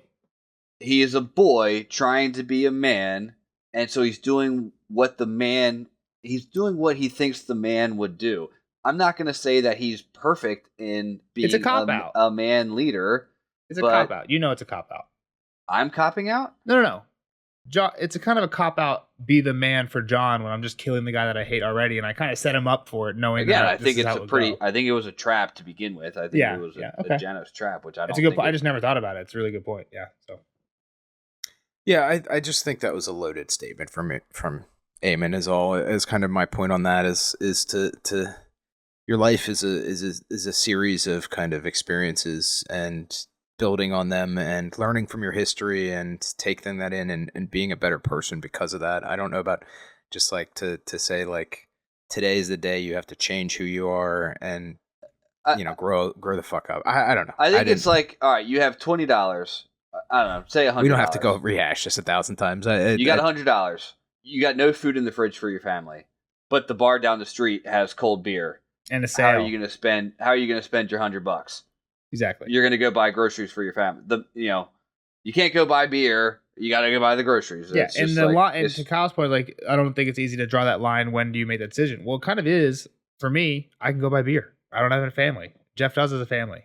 When do you have to draw that line? I don't know, though, when but, that like, changes, right? That's when you have to draw even that line. as a kid, I would have probably been like, well, I need to eat before I can go to the store. Think about it as a kid. Thing. You got $2 for a lollipop, or you got $2 for a fucking, I don't know. Like, my point was it becomes more important when other people start relying on you, right? No one relies on me. My dog, Jeff has people that rely on him now, so he has to kill the boy. Like I said there earlier, that puts in a little different perspective. The other thing I was gonna say is John was kind of always boring and never that fun anyway. So like, who really cares? I think if you and we don't we'll just seems table like this you really care to table this for next time. You stopped liking his chapters when this Nelson's really excited for the rebirth of John. So all right, I was gonna say to table this for next time. The interesting, I think, part of that quote is the one who is boyish is the one who Eamon said he said this to the first time. Egg, right? Like, again, I hope we get enough Duncan Eggs to get to that point in Egg's life where Egg's fucking 8 years old at the time. Like, he is a fucking boy. We know him at like 10. Well, we know him at 10, and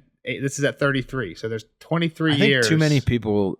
I guess where I'm at is too many people have lost their childish wonder, right? And like their ability to just have fun and be who they are and enjoy themselves and live life. Like, life is too short to be like super kill the boy, right? Like, you should have some of that in your life. Some of your life should be exploration. Some of your life should be joy. Some of it should be happiness. That's kind of what I'm saying. And so maybe I'm blanket applying that to Eamon's statement of like, you can't have any of these things at all. And I don't think, like, John, if he brought Pip and Gren into his, like, Lord Commander's room and they wanted to, like, drink beer, like, great. Like, we can do, like, what I do in my personal life isn't I think that's more dangerous.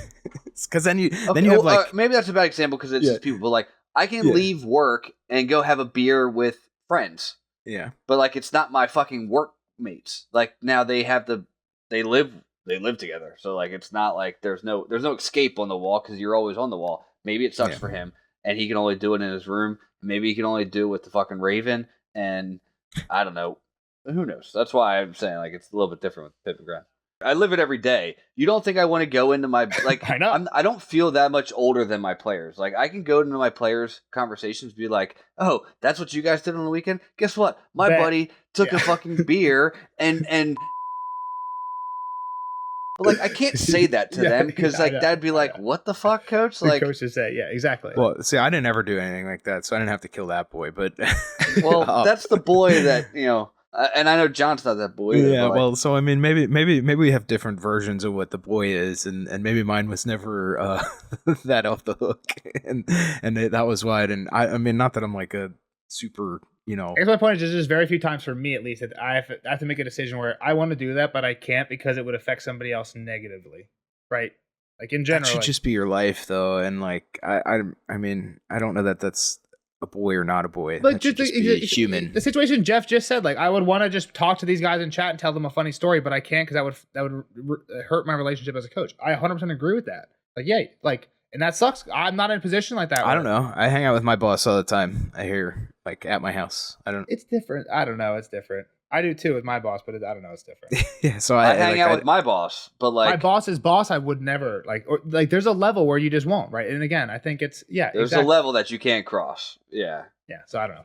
Again, most of the end part's getting cut out, but yeah. So that's fair. We'll see Kyle in the next one for. Why would you cut out the part of you? We're cutting that. Well, that wasn't this weekend. That was many years ago, right? Well, yeah. We were in college. That's Jeff's point. Yeah, that wasn't. They're talking about something crazy that happened in college this weekend, and Jeff's like, "You guys, a guy shocking a beer really fast? Like, that's nothing compared to what I've seen." Like, but he can't tell that story because then now they're like, "What? That's our coach. Like, you can't say that." But like, why not? Because it's just like. You got to keep levels because at one point you're gonna have to tell this. Some of that makes you more human though, as well. Like, again, I can be again. I don't know what you're not getting. Like I can be human so far, but I can't cross the threshold to being straight friend to friend. I gotta stay respectable enough that I can lead and manage. Where do we think he's good? What's happening next? What predictions do we? I don't even. What's up? So Kyle, what do you think was happening with John next? I think he's got to find a new person to send to Greyguard, right? Like, I think he still needs to kind of continue his plans here. I think Stannis obviously likes him more. I don't know that's a bad thing, right? Like he was already kind of unsure of his relationship with Stannis, so he needs to improve that. He's his current roommate. They right? just nodded at each other. Well, yeah. So I mean, like even if this isn't what John wants to do or feels like he needs to do, and it does seem like he wants to, but anyway, feels like he thinks like this is the right thing to do. Even if he didn't, living with Stannis, this was still the right thing for John to do at the time, right? Like he needed to impress Stannis. I think Stannis even threatened him last chapter with like, if you don't do what I want, I'm gonna make Janos Lord. I'm gonna get you out and make Janos Lord Commander. And so that kind of like puts that off the table for Stannis, I guess. I might be wrong. Stannis might not have even said that, but I think you're right, and I think it does definitely. I think Stannis didn't like Janos for sure. I think he was ready to put him in instead of Jon, though. But he threatened Jon with replacing Jon with Stannis, with Janos. I think, or was at least with somebody else. Mm-hmm. Yeah, I think you are. I think you're right. Just because he's the next like highest name type of thing. But so yeah, Jon building more of the wall. Mance. I think maybe some. Oh yeah, let's go to that. I think I guess we get the Mance burning and stuff. He's gonna burn. Set them all on fire. I think it has to happen. We don't need no fire. Let that mother burn. I think it's kind of a Stannis thing, right? Whereas if he didn't do it at this point, he's gonna look. Yeah. Now that you said you did, you can't, or else you look like a soft. All right. Cool. Well, see Kyle next one for Tyrion. Is it? I didn't actually even look. Tyrion 3. See the rest of you in the spoiler section? Yeah, see Kyle on that one. See the rest of you guys in the spoiler section. Bye-bye. Bye, Kyle. Later, nerds. Spoiler alert! Spoiler alert!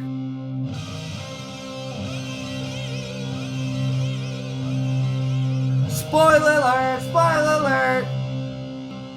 Bye, Kyle. See you on the next one for Tyrion 3. Jeff? Too many Tyrions, I would say, this early on. We're getting early. We meet some of the boys next time. Holden. Griffy? Young Griff? At the very end, we meet old Griff. I don't think we actually meet young Griff yet. Mostly Holden and Duck. What about Ashara? Not yet. Not Lenore, I don't think. Mostly the ride to the boat. We transition from Illyrio to Holden, Halfmaester, and Duck, and they ride together to the boat, and they see Griff at the very end.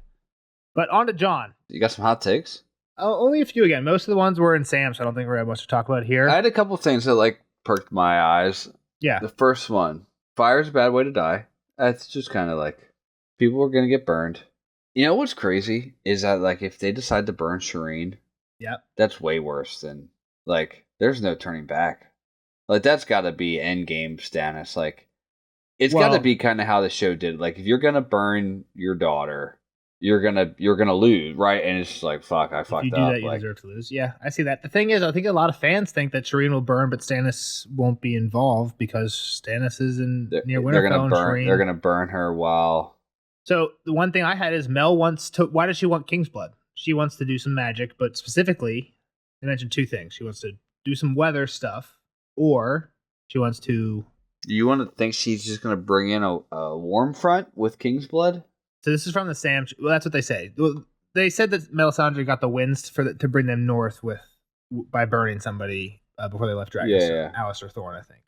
So that's why people think she can burn people to get magic. But this is from the Sam chapter. Sam, I think he says this to Jon. Pip says that Melisandre means to give him to the flames to work some sorcery.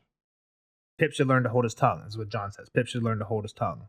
I've heard the same from others. King's blood to wake a dragon. Where Melisandre thinks to find a sleeping dragon, no one is quite sure. It's nonsense. Mance's blood is no more royal than mine own. He has never worn a crown. He has never worn a crown nor sat a throne. He is a brigand, nothing more. There is no power in brigand's blood. This is from the Sam chapter, but they actually don't talk. This is one of the things where Jon thinks like Sam went rambling on. And I don't think this quote is in this chapter at all, but it's in the same conversation, just only in the Sam chapter. But the important part here is where Melisandre thinks to find a sleeping dragon, no one is quite sure. It's nonsense. Mance's blood is no more royal than mine own. But his is royal. Yep. And no one, where Melisandre thinks to find a sleeping dragon. Is at the wall. Jon's dead. She's going to burn Shireen to wake a sleeping dragon. Jon. Oh. I don't like that. No? Actually.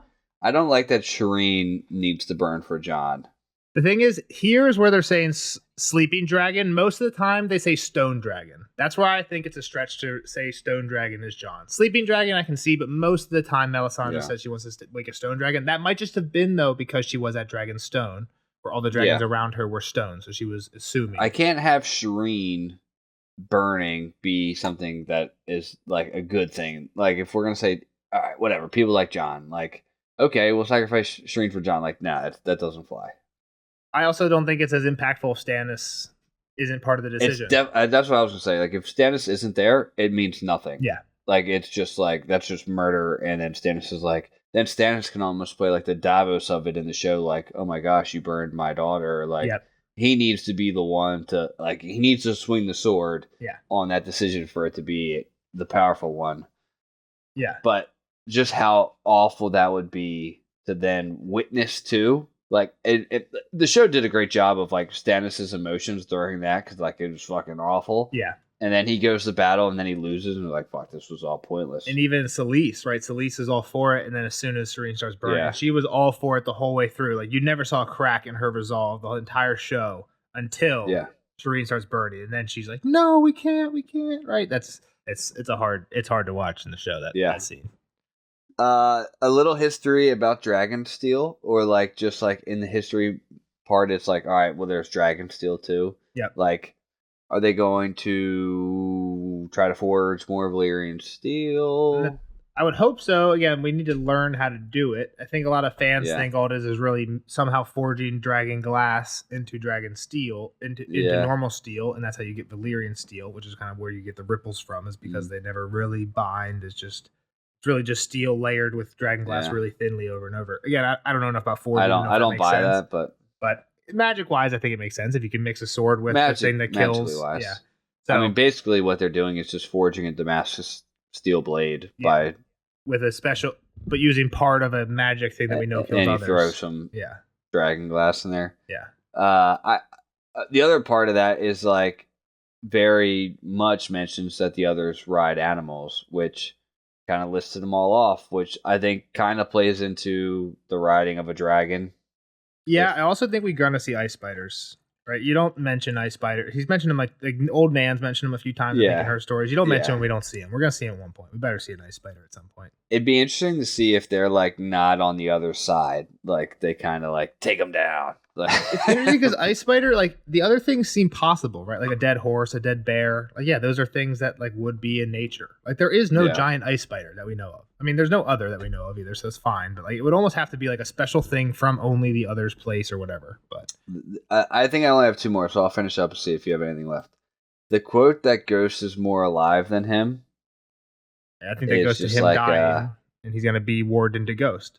Yeah. At the end of the book, Ghost will be more alive than him. Or just like at this point, Ghost has more life than me. Like my days are numbered. Ghost is chilling. I think this is a like foreshadow. What I thought about it. I had this written down too, but I had it as a foreshadow for the fact that Jon's going to die and be in Ghost. Yeah. I only have one more, and it kind of relates to the big topic that we have with the whole kill the boy thing. Again, I think the good example you gave for why when he didn't kill the boy in Game of Thrones is when he was choosing family over Night's Watch, and that's when he's running south. Basically, I mean, it was hard. Like I tried to describe it as best as I could. It's like maybe that's just how I'm relating to this. Well, hang on. So to my spoiler point is, why does Jon die here at the end? And it's not quite how it goes in the show. So try and think books here. All right, let me think. He's going to let the wildlings through. That's already kind of a decision. Right? That's been happened, and people don't like him for that. But he's getting ready to go to Hardhome. Nope, he sends other people off. He sends other people off to do that for him. He gets a special letter. Fans call it the pink letter. He sent the letter to Winterfell. He got a letter called the pink letter. Basically, I'm going to kill your sister. I don't know. So it's an interesting letter in the fandom because people question on who it's from. It says it's from Ramsay. Yeah. And it basically says, I want my reek back. I want my bride back. I'm going to kill all these people. I found Mance. I found his spear wives. Does he have Sansa at that point? Did she escape? He has fake Arya. And Theon escapes with fake Arya, Jean Poole. Sansa never goes in the books, right? So again, this is where we're getting difference. Fake Arya. We got fake Arya who escaped with Theon, and that's who Ramsay is writing about. But the whole point is Jon gets this, thinks it's Ramsay, and he basically goes into the common hall and says, "Hey, I'm going to Winterfell. We're riding south. We're riding south. We're fighting for the Starks. I'm putting somebody else in command. I'm sending somebody else to Hardhome. You guys have to deal with things here. I'm abandoning my vows, basically." Yeah. Yeah. He doesn't. He deserted. It's clear in this chapter he's anti-Lannister. He does not want to sign that paper. He only does because Sam kind of says like, "Hey, you got to kill the boy," and he thinks about it a few times. Kill the boy. I think he's forgetting the Aemon advice. Like, hey, that's not you. I think that's a great. He resorts back to that boy type of reaction, right? It's nuanced, but it's the same problem he's had since Game of Thrones. He has this family. This love is the death of duty. Family over Night's Watch mentality, and that's what leads to his death straight up at the end.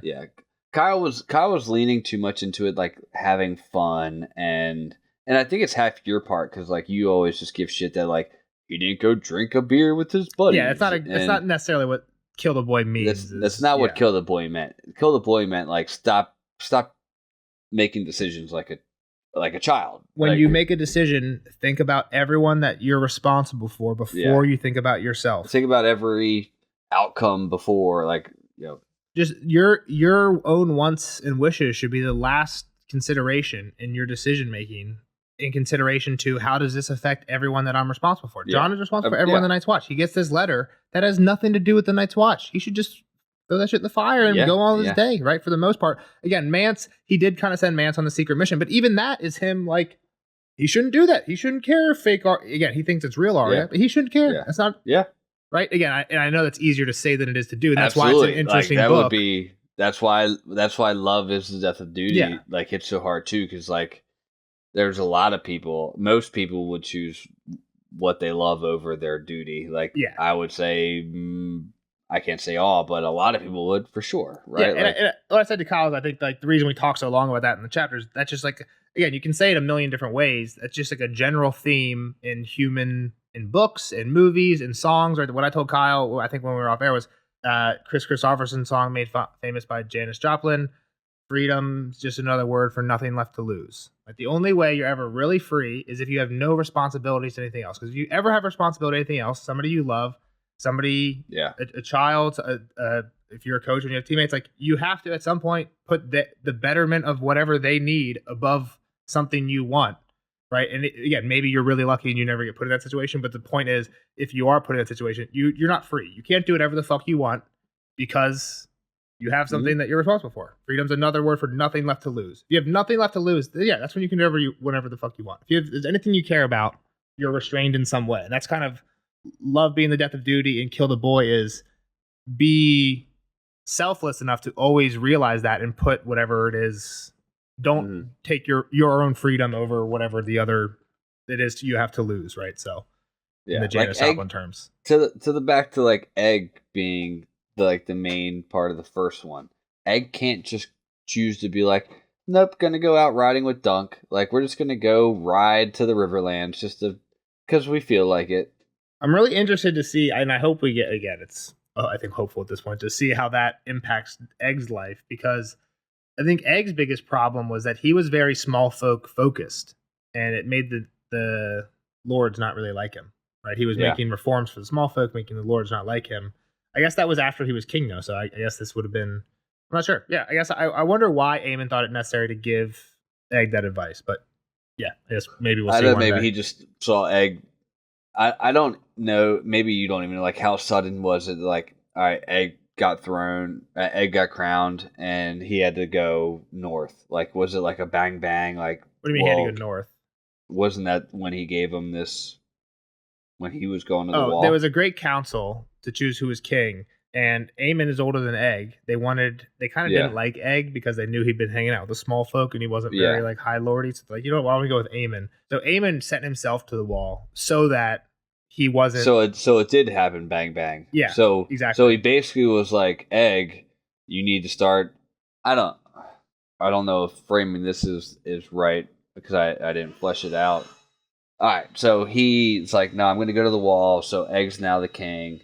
Egg, you're gonna have to kill the boy. Like, he kind of knew, he probably knew or had a sense of why they chose him over Egg, right? So it was almost like, hey, for you to be able to survive in this role, like, you need to start thinking, I don't know, different.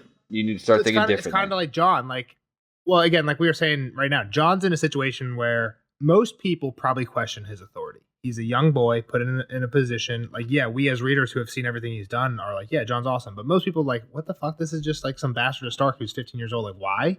So you kind of have to, again, put on a show at the beginning to get the respect. I think Egg was probably in a similar situation. Like, people, again, why doesn't really matter. What we know is they didn't want Egg. They wanted Aemon. And that's why he sent himself to the wall. Right? So yeah.